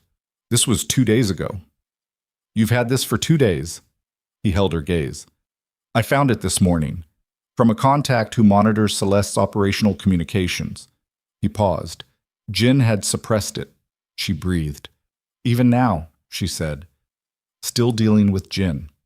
It appears there are layers I'm still uncovering, he said. She looked at the black screen of the phone. She's planning to take me, she said. Not a question. Yes, he said. The surveillance pattern, the route mapping, it's pre-abduction reconnaissance. Standard. He said standard the way a person said it who had ordered the same thing themselves and was not unaware of this. She sat very still. She made herself feel the full weight of it, not manage it from a distance, not distribute it into abstract categories of risk and probability, but feel what it actually was. A woman she had never met had sent someone to stand next to her on a sidewalk and look at her and take measurements. She thought, this is what it costs. Not abstractly, concretely. This is the specific cost. This woman, this car, this surveillance video, this kitchen table in a borrowed apartment in Midtown. She put her hands flat on the table. Tell me what you're going to do, she said. I'm going to reach Celeste directly, he said. Bypass the back channel. Make it clear that this escalates in a direction she can't manage. He paused. And I'm going to move you again. Somewhere she can't map because it's not in any network Jin touched. Where? A place in the Catskills, he said. It belongs to someone I trust outside the operational structure entirely. He paused. Completely off the known grid. She looked at him. How long? Until I resolve this. That's still not a timeline. I know. He met her eyes. A week, maybe 2. I will resolve it in 2 weeks, or the situation will have changed in ways that make the timeline irrelevant. She understood what irrelevant meant in that context. Okay, she said. One condition. What? You tell me the truth about what happens with Celeste. Not a managed version, not afterward. While it's happening. He looked at her for a long moment. Some of what happens, he said carefully, you may not want the truth about. That's my choice to make, she said. Not yours. He was quiet. Kael. Yes, he said finally. Agreed. She nodded. She picked up her phone. She was going to call Maya, she decided. Actually tell her something real, not the managed distance she'd been maintaining. She had earned the right to that. She was halfway through unlocking the screen when his phone rang. Not his regular phone, the secondary one, still on the table between them. He looked at the screen. His expression did something she had not seen it do before.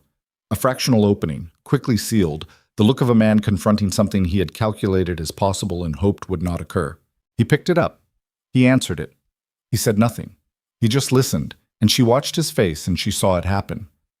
The structural damage she had glimpsed the night he told her about Jin, the off-center quality. She watched it spread, watched it reach the jaw, the hands, the set of his shoulders. He lowered the phone. He looked at her.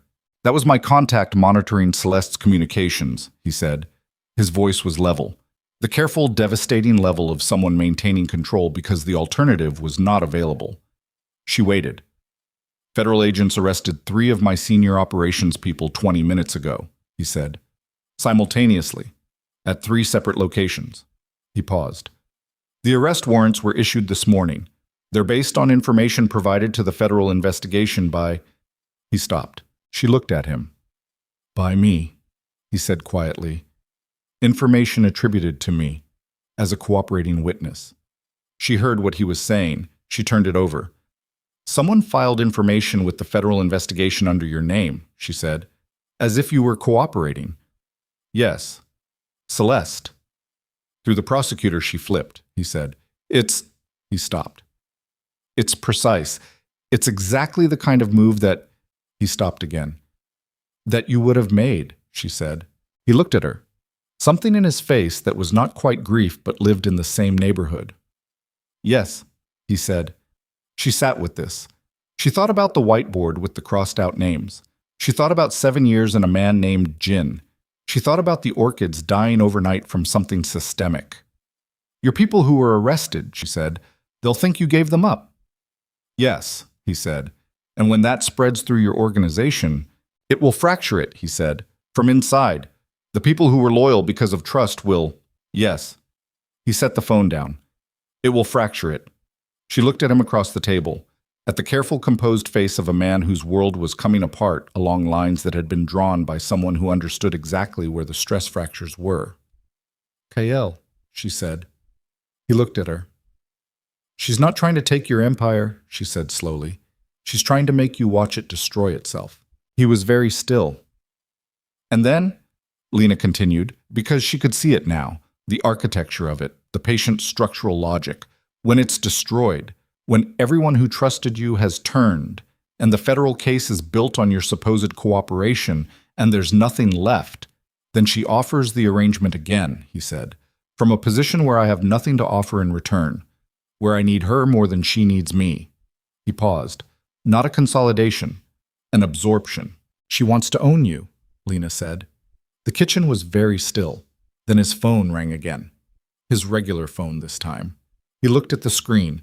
His jaw moved. "Who?" she said. He turned the screen toward her so she could see the name, Jin. She looked up at him. "I thought you said he was contained." "He was," Kael said, very quietly. "He was in a location managed by 2 of the 3 people who were just arrested." She understood. "He's out," she said. "Yes." She stood up. She did not know she was going to until she was already on her feet, and the standing was not fear-based, but something more practical. The physical acknowledgement that sitting still was no longer appropriate for what the situation had become. She looked at Kael. He was looking at his phone with an expression she had never seen from him. Not the controlled composure, not the deliberate flatness, not even the structural damage of the Jin revelation. Something older than any of that, something that had been underneath all of it, the bedrock that the careful composure had been built on top of, now exposed. He looked, she thought, like a man who had just understood something about himself that he had spent 30 years avoiding. "Jin knows where this apartment is," she said. "Yes." "And Celeste?" "Almost certainly by now." She nodded. She picked up her phone. She picked up the community college binder because she was not leaving it. She looked at Kael. "Then we need to go," she said. He looked at her. At the binder under her arm, at her phone in her hand, at the particular quality of her standing there ready to move without falling apart, without demanding explanation, without the luxury of processing any of this into something more manageable. "Where?" he said. "Anywhere that isn't here," she said. "You figure out the destination. I'll follow, but we go now." He stood. He reached for his coat, and that was when the elevator at the end of the hall chimed. Daria, who had been in the second bedroom, appeared in the doorway with a look on her face that told Lena everything she needed to know about who was in that elevator before the doors had opened. Sung was already moving, and Lena Vale, who had spent 26 years being invisible in a city of 8 million people, who had built a careful small life from a careful small remainder, who had told herself this is not going to be simple, and you knew that, and yeah. Lena Vale pressed herself against the kitchen wall and looked at Kael Min and felt something shift inside her that had nothing to do with fear. Not the absence of fear. She was afraid. Correctly, proportionately, biologically afraid. But beneath it, something harder. The specific quality of a person who has just understood that the version of herself that survived on bruised fruit and broken bag straps and managed invisibility is not going to be enough for what comes next. And who is deciding, in the space between one breath and the next, to become... The elevator doors opened on an empty hallway. Sung was already in the corridor, hand inside his jacket, body angled to create a corner of cover between the elevator and the apartment door. 3 seconds of silence. Then he stepped back. "Maintenance crew," he said flatly. "Building staff, false alarm."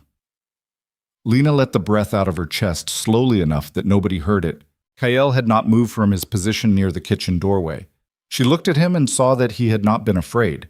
He had been calculating, which was different, running probabilities in the 4 seconds between the elevator chime and Sung's all clear with the speed of someone who had spent years converting fear into arithmetic. He lowered his hand from his jacket. "We go now, anyway," he said. Not to Sung, to her. "Yes," she said.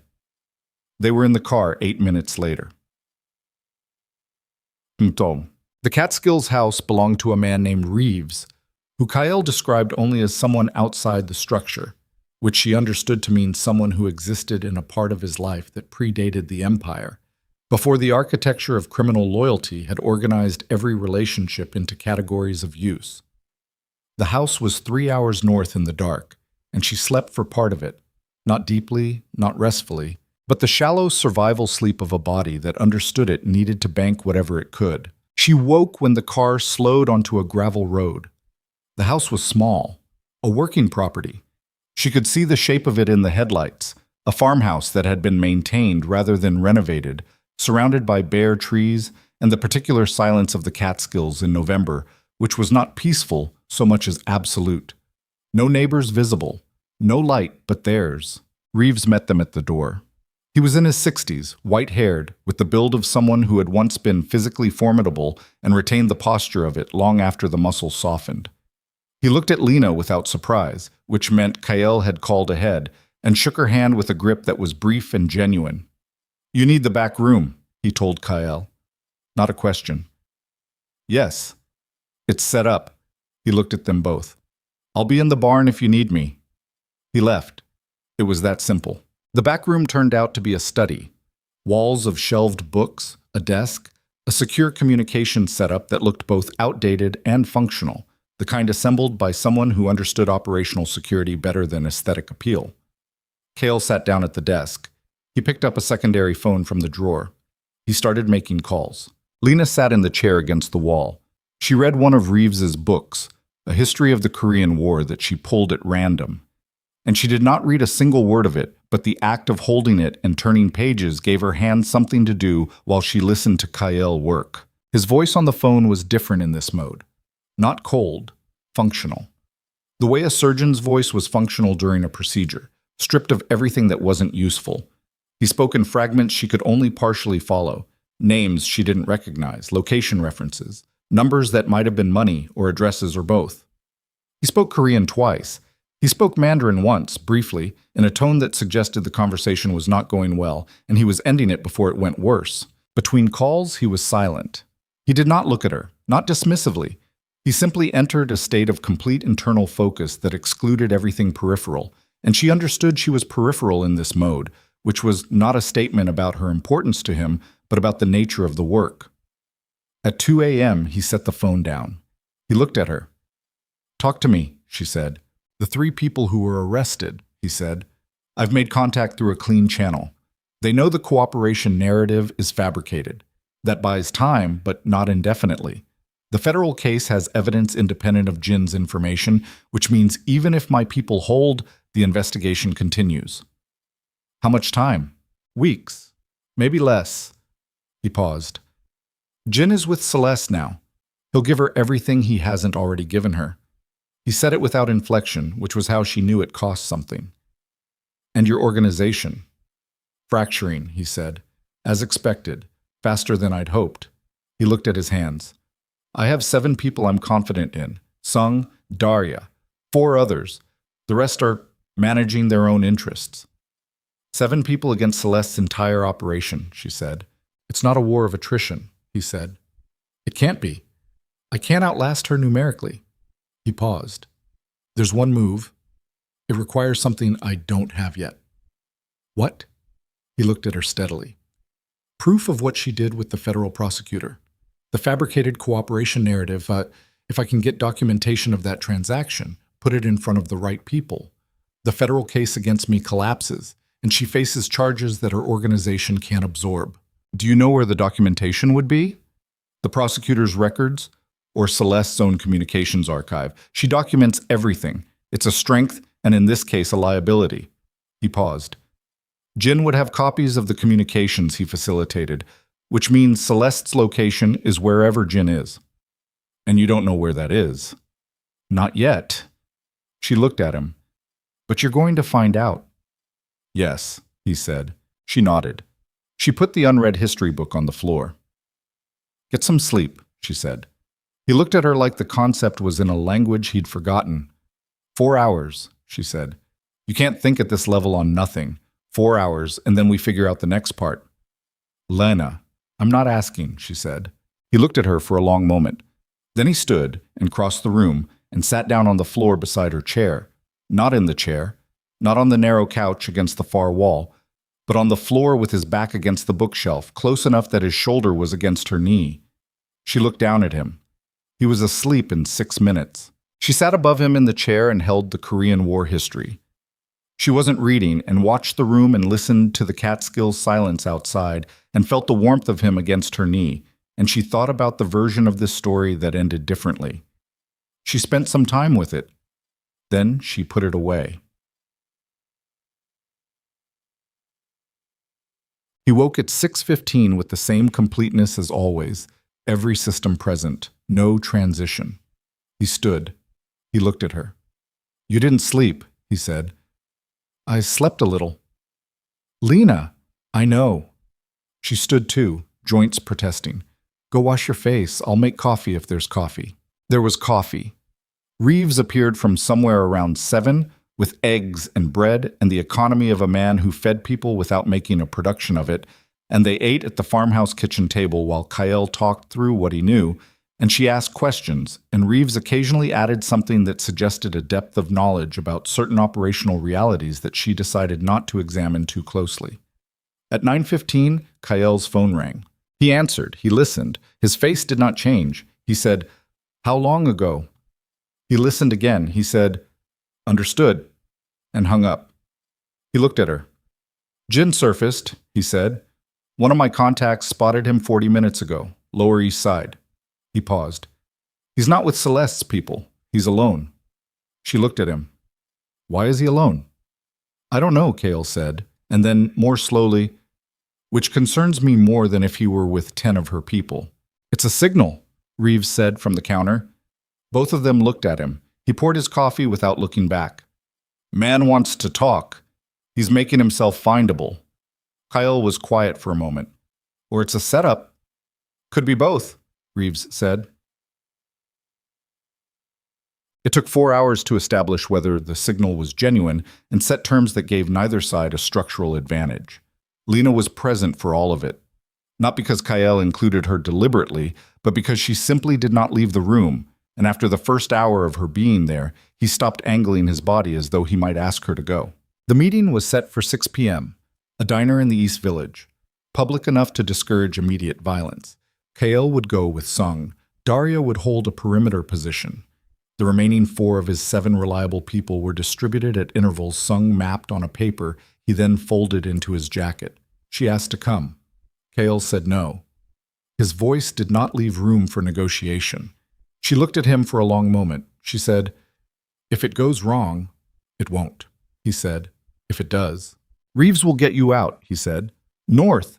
There's a contact in Albany who can—" "Kael." She stopped him. "I'm not asking about my exit. I'm asking, if it goes wrong tonight, what do you need me to know?" He looked at her. The room was quiet around them. "Everything I've been doing for the past 72 hours, he said carefully, has been to get in front of this before it becomes something I can't contain. If I don't come back from this meeting, it means I miscalculated." He paused. "What you need to know is that Daria has a file. Everything documenting what Celeste did, what I've assembled so far. It goes to a journalist Daria knows, and that journalist has been waiting for this specific story for 4 years. She absorbed this. You already had an exit strategy. I always have an exit strategy. Does it involve you?" He held her gaze. "Sometimes," he said. She nodded. She did not ask the follow-up question because the room was small and the time was short, and she needed him to be able to walk out of here with his focus intact. She put her hand on his face instead, one palm against his jaw. He went very still. She said, "Come back." He put his hand over hers. He held it there for 3 seconds. Then he let go, and he turned, and he left. She did not wait passively. This was a decision she made consciously in the first 5 minutes after the cars left. The decision that waiting passively was not available to her as an option, not because she was reckless, but because passivity had a specific cost she was no longer willing to pay with the currency of her own agency. She talked to Reeves. He was more useful than his economy of words suggested. He knew Celeste Park, not personally, but operationally, the way people in adjacent worlds knew each other by reputation and impact. He knew that Celeste's documentation habit, the communications archive Kael had mentioned, was both a strength and a specific vulnerability because it required a fixed infrastructure, secure servers, a physical location. She wouldn't keep it in her primary office, Lena said. No. Reeves looked at her with the expression of a man recalibrating something. Secondary location, something with deniability. Jin would know it, she said. Jin is what your man is walking into a diner to talk about, Reeves said. She looked at her phone.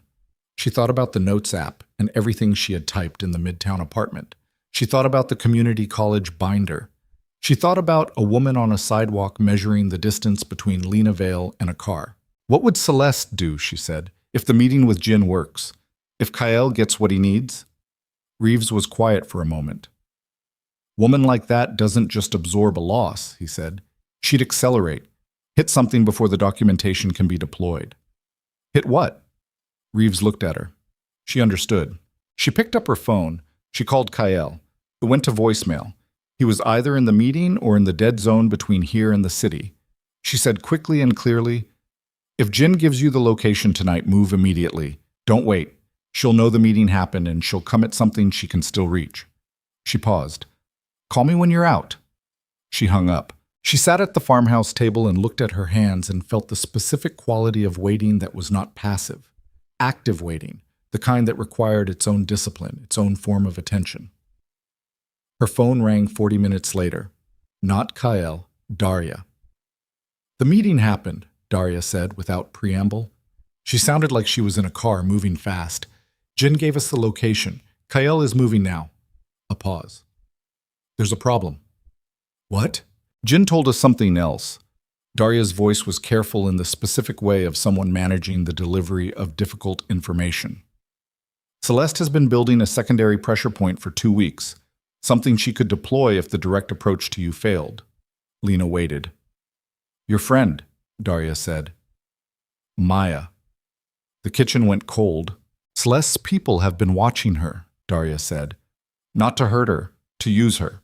If Kael moves on the archive location tonight and Celeste loses the documentation, she'll revert to the only direct leverage she has left." "Maya," Lena said. "Yes." She was already standing. "Where is she?" "Her apartment in Park Slope. We have someone—" "Get her out," Lena said. "Right now, whatever it takes." Her voice came out clean and hard and she barely recognized it. "Daria, right now." "Already moving," Daria said. "But Lena, your location. If Celeste activates on Maya and finds the trail runs through you—" "She already knows I'm somewhere in the Catskills," Lena said. "Jin knows Reeves exists, right?" A beat.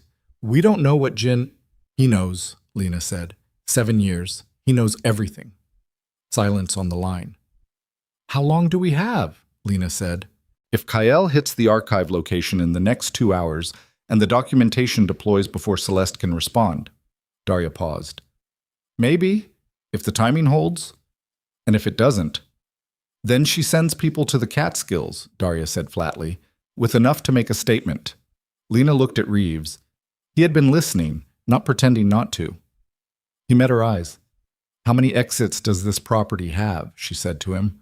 4, he said. 2 you can take a car through, 2 on foot only. She nodded. She said to Daria, "Keep me updated, every 20 minutes." She hung up. She looked at Reeves. "I need a car." "You're not, I'm not running," she said. "I need to get Maya." He looked at her for a long moment. The silence had the quality of a man deciding something about the person in front of him. "Keys are on the hook by the barn door," he said. "The Jeep. It'll handle the back roads." She grabbed her phone, her wallet, the canvas bag that had followed her through all of this like a talisman of the life she'd had before. She stopped at the door. "Reeves." He looked at her. "Thank you," she said.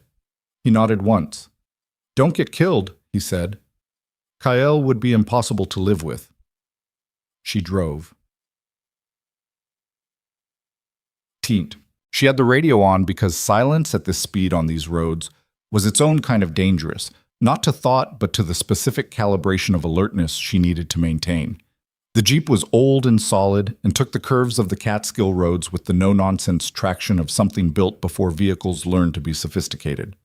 Daria called at the 40-minute mark. "Kael hit the location," she said. "Archive is secured. His people are pulling the documentation now." A pause. "Celeste knows. Her communications went dark 8 minutes ago." "Dark how?" "She shut everything down, which means she's activating something manually, something she'd been pre-positioned." Lena pressed the accelerator. "Maya. Our person got to her apartment 12 minutes ago. Maya is... She's secure, but she's scared and she doesn't know anything," Lena said. "Tell your person to tell her I'm coming. Tell her I'll explain everything." She paused. "Tell her I'm sorry." "Lena." Daria's voice changed quality. "Celeste sent people to the Catskills, Reeves's property." "How long ago?"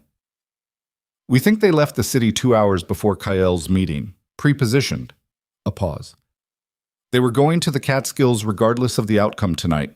You were always the target. The archive was secondary to her. Lena thought about this at 70 miles an hour on a dark highway. Reeves, she said. We're trying to reach him. He's not answering.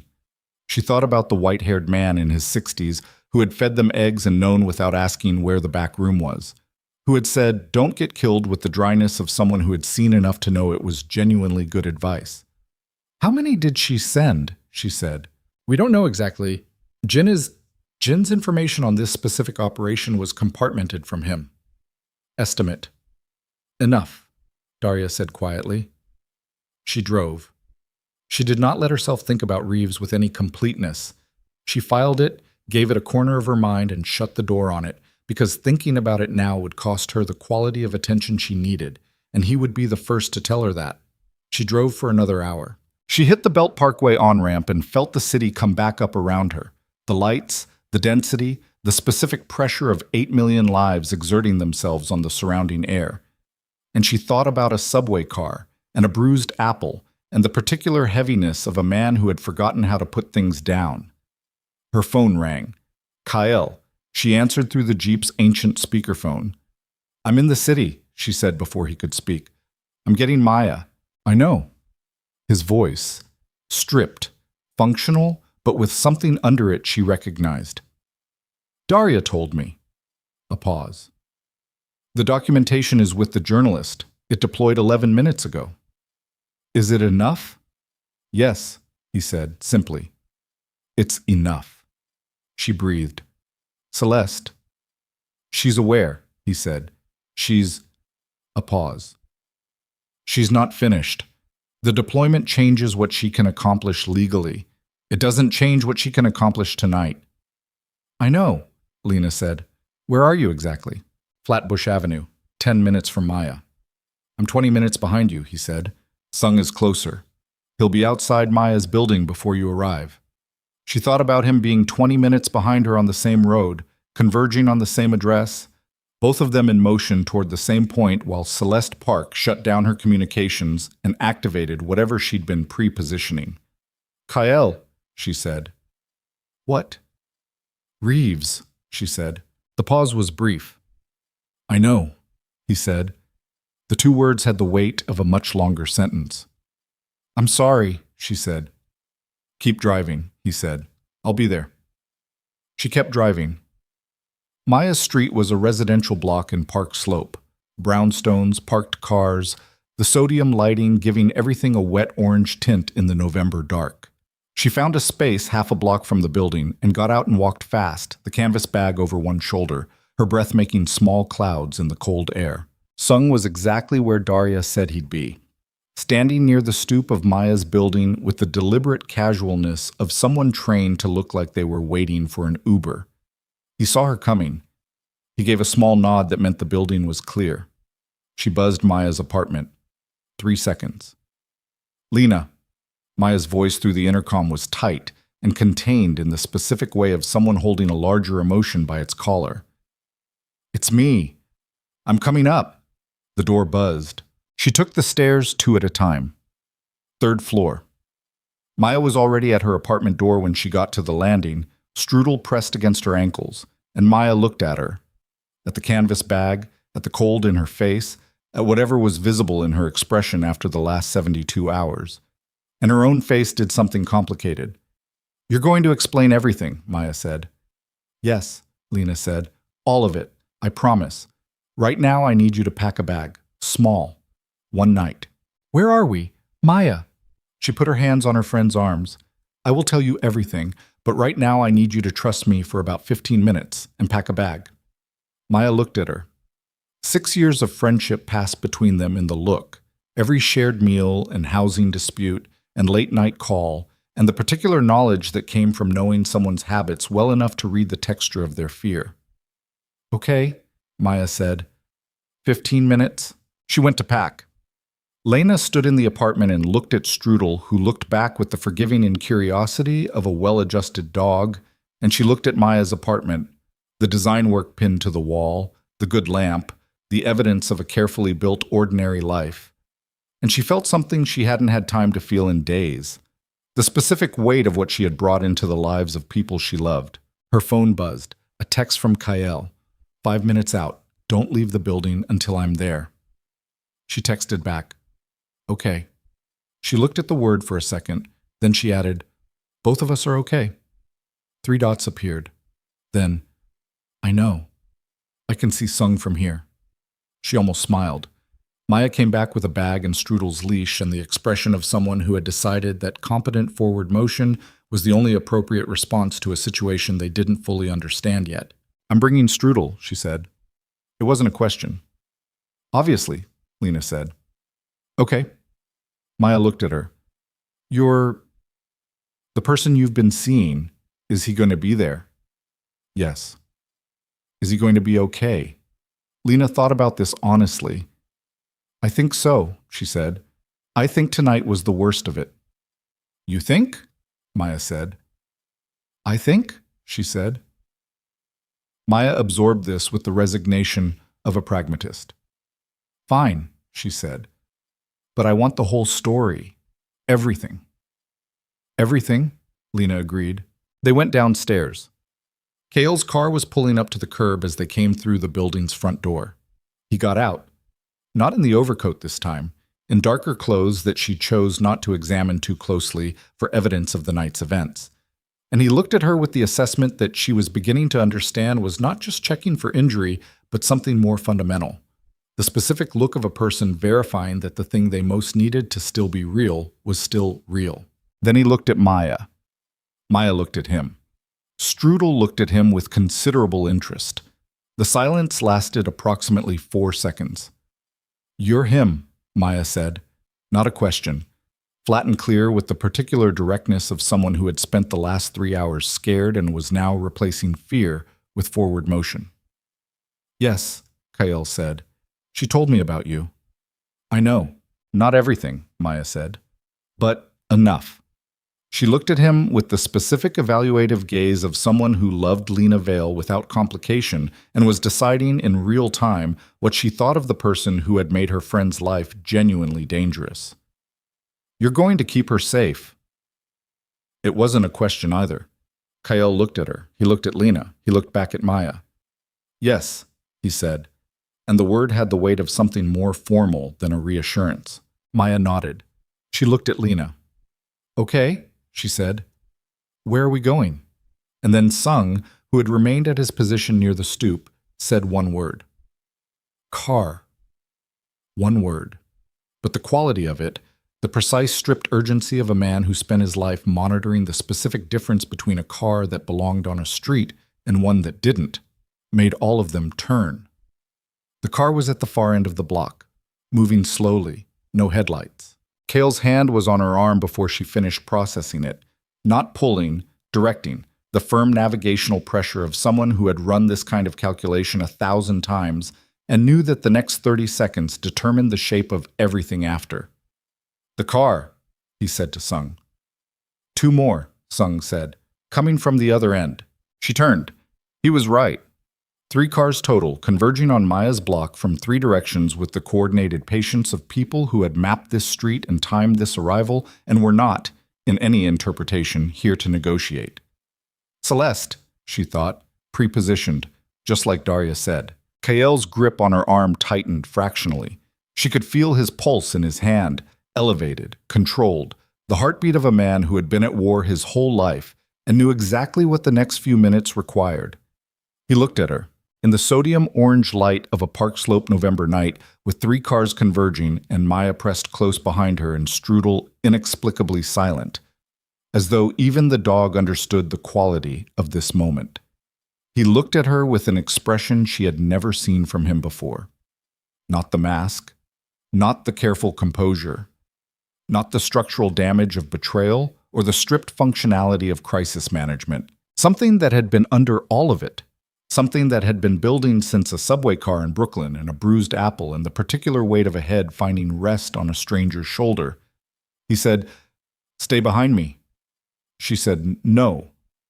He looked at her. "We do this together," she said, "or not at all." The first car stopped. The door of the first car opened and a man got out and Sung moved. There was no preamble, No escalating exchange of positions, no drawn-out standoff of the kind that existed in films. Sung simply closed the distance between himself and the first man with the economy of someone who had done this enough times that hesitation had been fully metabolized out of the process. What happened in the next 4 seconds was fast and specific, and Lena made herself watch it because looking away felt like a form of dishonesty she could no longer afford. The first man went down.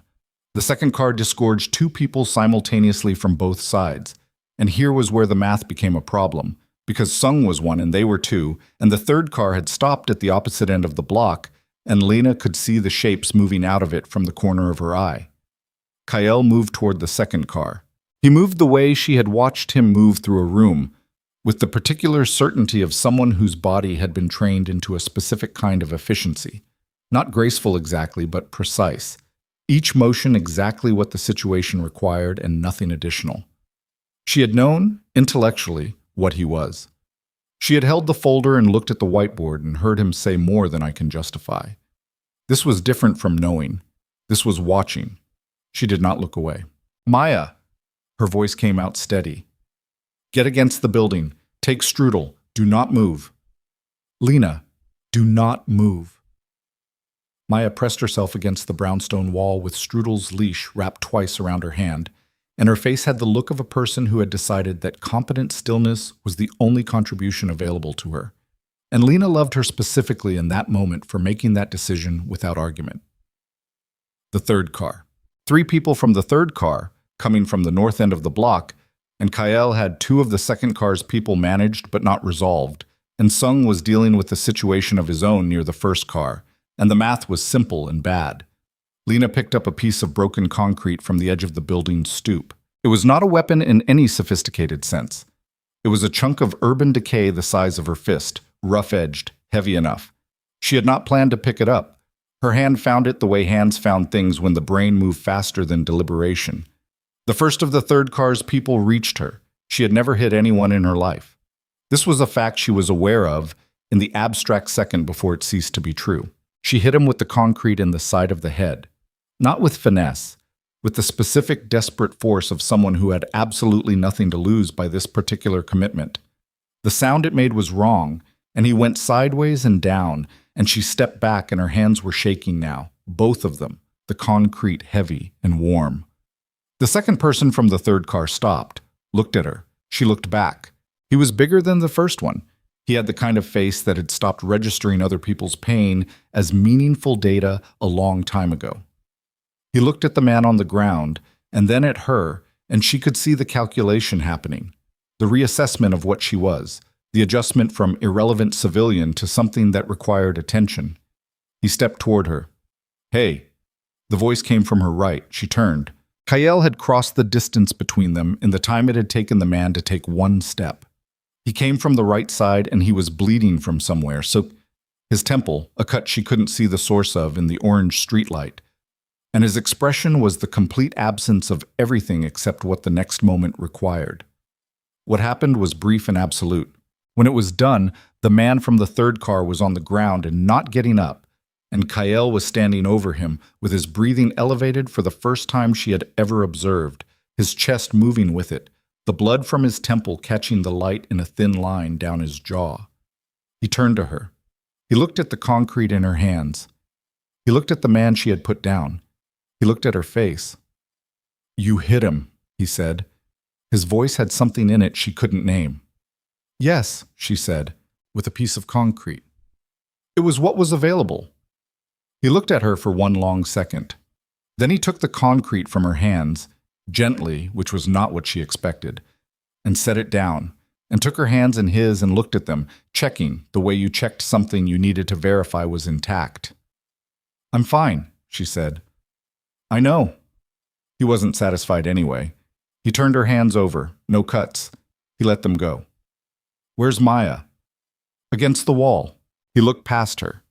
Sung was standing in the middle of the block with the specific stillness of a man who had assessed the situation and found it resolved. 5 people down. None of them dead. She understood this without being told, the way you understood the distinction between the final and the temporary in the specific aftermath of what had just happened. The block was quiet. Somewhere, a dog was barking, alarmed and distant. A light had come on in an upper window of one of the brownstones. The city doing what the city did, absorbing events, accommodating them, folding them into the vast, ungovernable present tense of 8 million lives continuing. Maya came away from the wall. She looked at the block. She looked at Lena. She looked at Kael. "Okay," she said. Her voice was very controlled. "We're leaving now." "Yes," Kael said. They left. The decision about Celeste was made in a room above a Koreatown restaurant at 2 in the morning, with 5 people present and the smell of the kitchen rising through the floor and Daria's laptop open on the table, showing the documentation that had been sent to the journalist 4 hours earlier and was now, according to the journalist's last message, being reviewed by 2 editors and a lawyer before publication. Kael sat at the head of the table. He looked at the documentation for a long time. Then he looked at Sung, at Daria, at the 2 other people in the room whose names Lena was not given and did not ask for. "She's contained by the documentation," he said. "The federal narrative collapses when this publishes. The prosecutor she flipped is going to have his own problems." He paused. "Operationally, her organization is intact. Reducing it further requires a response that—" He stopped. Lena looked at him from her seat against the wall. That I'm not going to make," he said. Daria looked up. The 2 unnamed people exchanged a fraction of a look. Sung was expressionless, which was his version of surprise. "She walked into my operation with a systematic dismantling strategy and executed most of it," Kael said. "She turned my most trusted person. She used federal infrastructure as a weapon. She tried to use Lena." He paused. "She's also the most operationally capable person I've dealt with in this business." A beat. "I'm going to call her." Daria said, "Kael, not to negotiate," he said, "to tell her it's done, that the documentation publishes and the play is over, and if she escalates again, I respond fully." He looked around the table. "But I'm not going to dismantle her organization. I'm not going to put people in the ground over a power play that failed." He paused. "We're done with that version of things." The room was quiet. Lena looked at him. She thought about Celeste Park in a hotel room looking at surveillance photographs of a woman eating a bruised apple on a subway. She thought about the particular ruthlessness of someone who saw she's still here and decided it meant war. She thought about the crossed-out names on the whiteboard, and the man with no color in his face in the Red Hook diner, and everything it had cost to get to this room. "She won't accept that," one of the unnamed people said. "She'll take the restraint as weakness." "Maybe," Kael said. "Or she'll take it as a boundary she understands the cost of crossing." He paused. "Either way, it's the choice I'm making." He made the call at 2:40 a.m. Lena listened from across the room. She couldn't hear Celeste's side of it. She watched Kael's face, the controlled stillness, the precision of someone saying exactly what they mean without decoration. He spoke for 4 minutes. He said nothing she hadn't heard him say in the room. He was not angry. He was not threatening in the theatrical way of people who needed their threats to sound like threats. He simply described a reality with the flatness of someone who had stopped needing the other person to agree with it. He hung up. He set the phone on the table. He looked at Lena. "Okay," he said. She nodded. Daria exhaled. The journalist published at 6 a.m. Lena was asleep when it went up. Really asleep, finally, in a back room above the Koreatown restaurant with a borrowed blanket and her canvas bag under her head. The kind of sleep that came after the body had been pushed past every ordinary threshold and simply stopped accepting alternatives. She woke at 8 to Daria standing in the doorway with 2 coffees and her phone showing her the article. She read it sitting on the edge of a cot with a blanket around her shoulders and the smell of the kitchen rising through the floor again. The article was meticulous. It documented the fabrication of Kael's cooperation narrative, the corruption of the federal prosecutor, the manipulation of an active investigation. It named names. It had documentation. It had the particular tone of journalism that had been waiting for a specific moment for a long time and was not wasting the opportunity. She read it twice. She handed the phone back to Daria. "The prosecutor," she said. "Resigned 40 minutes ago," Daria said. "Pending investigation." Lena nodded. She drank the coffee. She looked at the wall. "Where's Kael?" she said. "On the phone," Daria said. "His 3 people who were arrested, The charges are being reviewed. They'll likely be dropped by end of day. She paused. Jin is in federal custody. He turned himself in at 6:15. Apparently Celeste's people made contact with him last night after the documentation deployed. A beat. He preferred the federal option. Lena thought about a man who had spent 7 years building trust and spent 8 months destroying it, and who had apparently, in the end, calculated that betraying Celeste was safer than whatever she had offered him in exchange for his loyalty. The arithmetic of it was depressing in a specific way she didn't want to examine too long. Is Kael... She stopped, started again. How is he? About Jin. Daria was quiet for a moment. He hasn't said, she said, which is how you know it's significant. Lena finished her coffee. She stood up. Maya, she said. In the restaurant downstairs, Daria said. She's eaten 2 breakfasts, apparently. The staff are charmed by the dog. Lena almost laughed. The almost felt significant, the first movement in that direction in days. She went downstairs. Maya was at a corner table with strudel under her feet and a plate in front of her that suggested she had, in fact, eaten comprehensively. She looked up when Lena came in. She looked at her for a long moment with the particular assessment of someone who has been through something with a person and is now taking inventory. You look terrible, she said. I know. Sit down. Sit. Lena sat. Someone brought her food without being asked, which she suspected was Daria's doing, and she ate without tasting much of it because her body required it, and tasting was a luxury for when things had fully settled. Maya watched her eat. Tell me, she said. All of it, from the beginning. So Lena told her.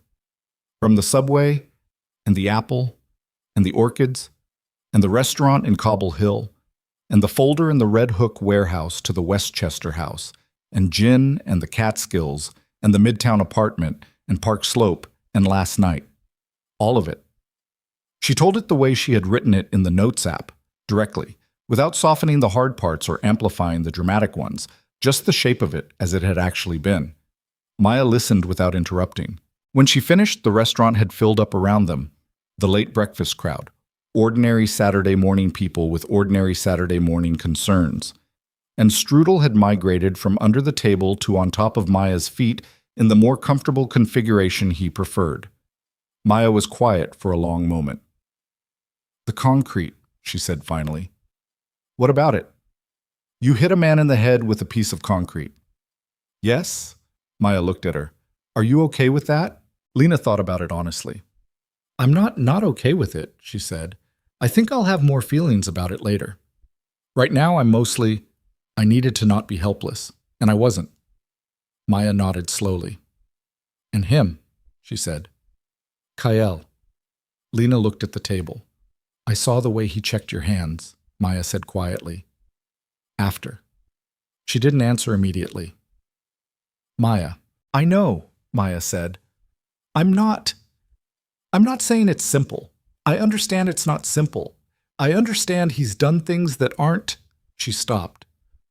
I just need to know that you know what you're choosing. I know what I'm choosing, Lena said. I don't know how it ends, but I know what it is. Maya looked at her for a long moment. Then she reached across the table and squeezed her hand once, hard. Okay, she said. Okay? Okay, Maya said again. I'm not happy about it, but you're my person, and you're alive, and that's the thing I'm starting with. She paused. He better be worth it. He's trying to be, Lena said. That's different from a guarantee, but it's something. Maya considered this. It is, she said. It actually is. What? She found Kael on the roof of the building. He was standing at the edge, not dramatically, just standing in the way a person stood when they needed air, and the inside of a building had become insufficient. The city spread out around and below them, the midtown skyline to the north, the lower density of the surrounding blocks. The sky above it all beginning to do something with the late morning light that was almost pleasant. He heard her come through the door. He didn't turn immediately. She came to stand beside him. They stood looking at the city for a moment without speaking, which was something she had learned to do with him.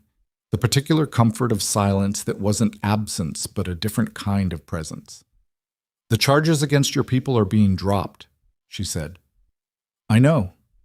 The prosecutor resigned. I know. She looked at his profile. The cut on his temple had been cleaned and closed, not stitched, just butterflied, which told her he had taken care of it himself rather than find a doctor, which told her something about the habitual self-sufficiency of a person who had spent years managing damage without asking for help. "Jin," she said. He was quiet for a moment. "He'll cooperate with the federal investigation," he said. "Give them what he gave Celeste. Give them probably more." A pause. "It accelerates the federal exposure to my operation." "How bad?" "Bad enough to require significant restructuring," he said. "Certain operations become untenable." He paused. Certain operations were already becoming untenable. She heard what was under that. Were they? "I've been thinking about it for longer than I admitted to myself," he said. "The empire my father built. I made it more efficient. I told myself that was a form of improvement." He looked at the city. It wasn't. She waited. "The legitimate structures are real," he said. "The warehouse, the logistics, the security consulting. Those are functional businesses. They generate enough." He paused. "The rest, what Jin exposed, what the federal case is building toward, I could fight it.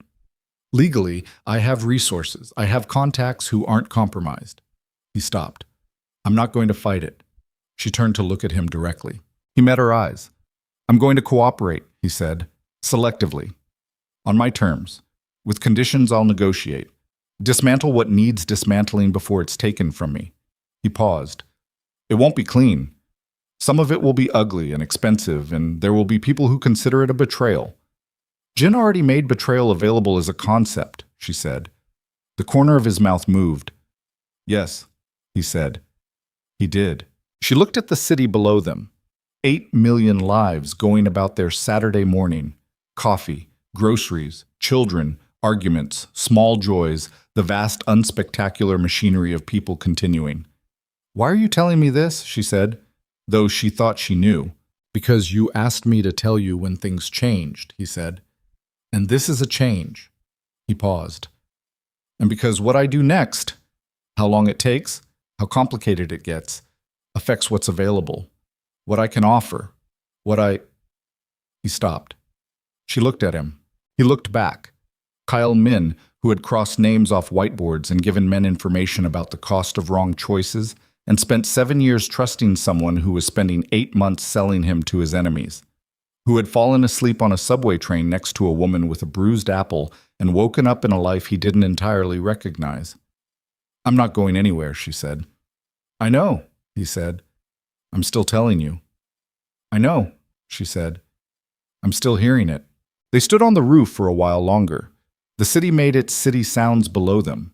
Somewhere in the building, she could hear Strudel barking at something. Probably a pigeon, probably the specific offense of a pigeon that had not been sufficiently respectful. "I slept 4 hours last night," he said. "I know. You slept on the floor of a farmhouse study with your back against a bookshelf. Best 4 hours in recent memory," he said. She looked at him. He was not looking at her. He was looking at the city, his hands on the rooftop railing, the morning light finding the line of his jaw. He said it without performance, without the weight of confession, just as a fact that happened to be true. She thought, this is the thing beneath the thing, not the empire, not the violence, not the careful composure. This. A man who could not sleep and then could, and knew exactly why, and was standing on a roof telling her about it in the most understated language available. She put her hand next to his on the railing, not touching, adjacent. He moved his hand so that the side of it rested against hers. They stayed like that until Maya appeared through the roof door with strudel and a righteous expression and 2 more coffees, and said, "I decided you needed supervision." And Strudel immediately began investigating the rooftop with comprehensive enthusiasm, and the moment became something larger and less precise, and that was also fine. The legal process took 14 months. This was the most accurate way to describe it. Not a single event, but a long unwinding, conducted through lawyers and negotiated agreements, and the patient dismantling of structures that had been built to be difficult to dismantle. Kael cooperated where he had agreed to cooperate and held the line where he had negotiated to hold it, and the distinction between the two required constant navigation that was neither clean nor simple. 3 months in, the The federal prosecutor who had taken Celeste's arrangement was indicted on corruption charges. The case against Kael's organization was substantially restructured without the tainted evidence. 2 of the charges that remained were resolved through plea agreements negotiated by attorneys who cost more than Lena's annual salary and were worth it. Celeste Park was not charged. There was not sufficient evidence. The documentation had established the corruption of the prosecutor, but the chain connecting it directly to Celeste was, by design, constructed with the plausible deniability of someone who had anticipated this exact outcome. She retracted from certain operations in the months following.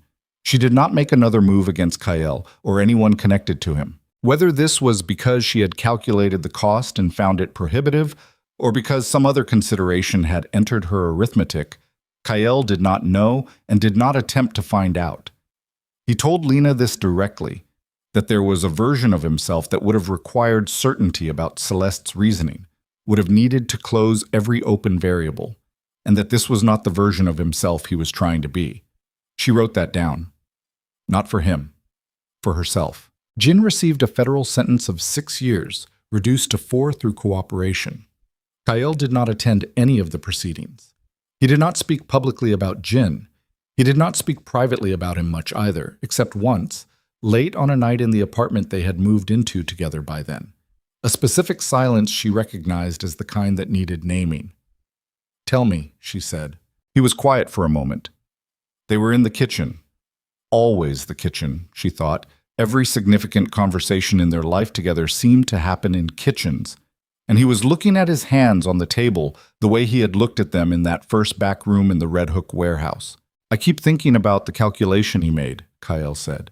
8 months. He watched everything. He talked to me every day. He helped me move you to the Westchester house." He paused. "And the whole time he was running a different set of numbers." "Yes," she said. "I don't know which part bothers me more," he said. "That he could do it, or that I couldn't see it." She looked at him. "You trusted him." "I should have known better." "Why?" she said. "Because you've been betrayed before?" "That's not how it works. Knowing betrayal is possible doesn't protect you from specific people." She paused. "You trusted him because he gave you consistent reasons to. That's not a failure." He looked at her. "It's just what happened," she said. "And you're still here." He was quiet for a long moment. "Yeah," he said. "I am." She reached across the table. She put her hand over his. "So am I," she said. She enrolled in the writing program in January of the following year. The community college catalog had been superseded. She had looked at it long enough and done enough research and had, by then, enough saved from a combination of her restaurant income and a part-time position at a small editorial company that one of Kael's legitimate business contacts had helped her identify, without her asking him to, which she had confronted him about, and he had said, with the specific restraint of a man learning the precise borders of acceptable contribution, "I mentioned you were looking." Nothing more. She had decided to believe him because the job had been genuinely earned and because she was learning the difference between help and control. The program was 3 years. Creative nonfiction. She went twice a week and wrote on the other days in a corner of the apartment that had become her corner. A desk facing the window, decent light in the mornings, the sound of the city below doing its city thing. She wrote about invisible people, about the subway and the particular democracy of exhaustion, about what happened in the spaces between things, between the legal and illegal, between trust and its dismantling, between who you were raised to be and who you decided to become. She did not write about Kael directly. She wrote around him, the way you wrote around a light source. You could see the shape of everything it illuminated without looking straight at it. Her first published piece ran in an online magazine in November, 13 months after Park Slope. It was about waitresses, the specific physical knowledge held in a body that had spent years on its feet managing other people's meals. It was 900 words, and it was read by 40,000 people in the first week. She called Maya after she saw the numbers. 40,000, she said. "Yeah," Maya said. "That's a lot of people," Maya said, "who all wanted to read what you wrote." A pause. "I'm not even a little surprised, Lena." She sat at her desk and looked out the window. The city below was doing its evening thing. The lights coming on, the density of movement on the streets, the constant low thunder of everything continuing. She thought about a night on a train with a bruised apple in a broken strapped bag. One Thursday evening in February, 17 months after a subway car in Brooklyn, Lena stood on the platform at Bergen Street and waited for the train. She was coming from her second workshop session of the semester. She had a backpack now rather than the canvas bag.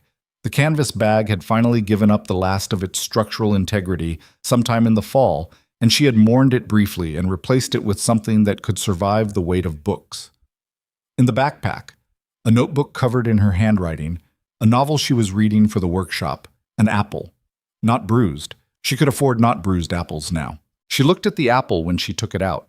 She ate it on the platform, waiting for the train, in the particular way she had always eaten on the subway, methodically, without waste, with the attention of someone who had spent enough time with scarcity to treat food with respect. The train came. She got on. The car was half empty. She found a seat and sat and felt the familiar sway of it as it moved through the tunnel beneath the city, that vast underground system she had ridden her whole adult life, from Crown Heights to the restaurant and back, through the exhaustion of 14-hour shifts, through the specific invisibility of being a young woman in a city that perpetually had other things to look at. At Fulton Street, a woman got on. She was young, early 20s, Lena guessed. She had the worn look of someone who had been on her feet too long in shoes that weren't quite right for the shift. She sat down heavily in the seat across the aisle and put a plastic bag on her lap and closed her eyes. Not to sleep, but just to give herself somewhere dark to rest for a moment, and Lena recognized the gesture with the specific recognition of seeing your own reflection in an unexpected surface. The woman opened her eyes. She reached into her plastic bag. She took out an apple, not bruised but small, the economy size, and bit into it. She looked up and found Lena looking at her. "Long night?" Lena said. The woman's expression had the mild wariness of a young woman being spoken to on a late train by a stranger. "Double shift," she said. After a moment, "I used to work doubles," Lena said. "For 3 years." The woman looked at her. Some of the wariness softened. The specific recognition of someone who has worked doubles and can identify it in another person the way soldiers identified each other. "Does it get better?" she said. "Not hopefully." Practically, the way you ask questions when you needed real information rather than reassurance. Lena looked at her. She thought about a broken bag strap and a cracked kitchen tile, and a binder of course catalogs under a pile of unopened mail. She thought about orchids and a phone number on a cocktail napkin, and a man who had learned in increments to put something down. "Yes," she said, "not fast, not in a straight line." She paused. "But yeah." The woman held her gaze for a moment. Then she nodded, a small private acknowledgement of something received. The train moved through the dark. Kael was in the kitchen when she got home. This was reliable now.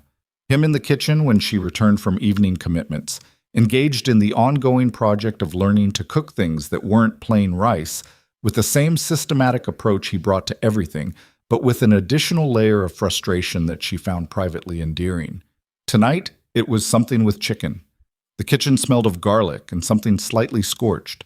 He turned when he heard her key in the door. "How was the workshop?" he said. "Good," she said. She dropped her backpack on the chair. She looked at the pan on the stove. "How's the chicken?" "Complex," he said. It was the word he used when something was not going as planned, but he was not ready to admit it. She came to look at the pan. She looked at him. "Move," she said. "I have it." "Kael." He moved. She adjusted the heat and added something and gave it back to him with a look that communicated both the assessment and the continued confidence in his eventual competence, and he took the pan back with the expression of a man accepting both things. She set the table. She had started setting the table some months in, not because she had been asked to, but because she wanted a table-setting life, the specific small ritual of it, the claim it made on permanence. They ate. The chicken was fine, not excellent, fine which was progress. He told her about a meeting that day. The legitimate business restructuring had required the kind of sustained legal and financial attention that had occupied most of his working life for the past year. And he talked about it with the particular engaged frustration of someone who was discovering that legal commerce had its own forms of ruthlessness and required only slightly different skills to navigate. She listened and asked questions that were occasionally more precise than he expected, which she noticed him noticing, which she chose not to comment on. After dinner, she told him about the woman on the train. He listened. He had gotten better at listening, or perhaps she had gotten better at understanding what his listening looked like. Not the verbal affirmations that performing attention required, but the specific quality of focus that she now knew was his version of being entirely present. "What did you tell her?" he said. "That it gets better," she said. "Not fast, not straight." He looked at her. She looked back. There was a scar at his temple from the cut in Park Slope, barely visible now. The specific shade of slightly different skin that healed cuts left behind. She knew the shape of it the way she knew the rest of the terrain, the other scars, the ones hidden by sleeves and collar, the architecture of a body that had been through decades of its own particular war. She knew them not with sadness, but with the matter-of-fact intimacy of someone who had decided to be present for all of it rather than the curated version. "Is it true," he said, "that it gets better?" "Yes," she said. "I meant it." He was quiet for a moment, looking at her with the direct and specific attention that had not changed from the very beginning, the quality of focus that had felt, the first time, like being examined, and felt now like being known. "Lena," he said. "What?" He reached across the table. He put his hand over hers. He turned her hand over and held it, palm up, the way he had checked her hands on a Park Slope street. Not checking now, just holding. "I was thinking," he said carefully, in the voice he used when he had been holding something for a while and had decided the time for holding it was finished, "about what it means to build something from the right materials." He paused. "I've been building things my whole life from whatever was available, which was mostly fear and leverage and the specific loyalty that money and threat produce." He looked at their hands. "I want to try the other version." She watched him. His jaw had the slight tension of a person saying something they mean very precisely and are concerned about the gap between meaning and language. "What other version?" she said. "The one where I tell you that I love you," he said.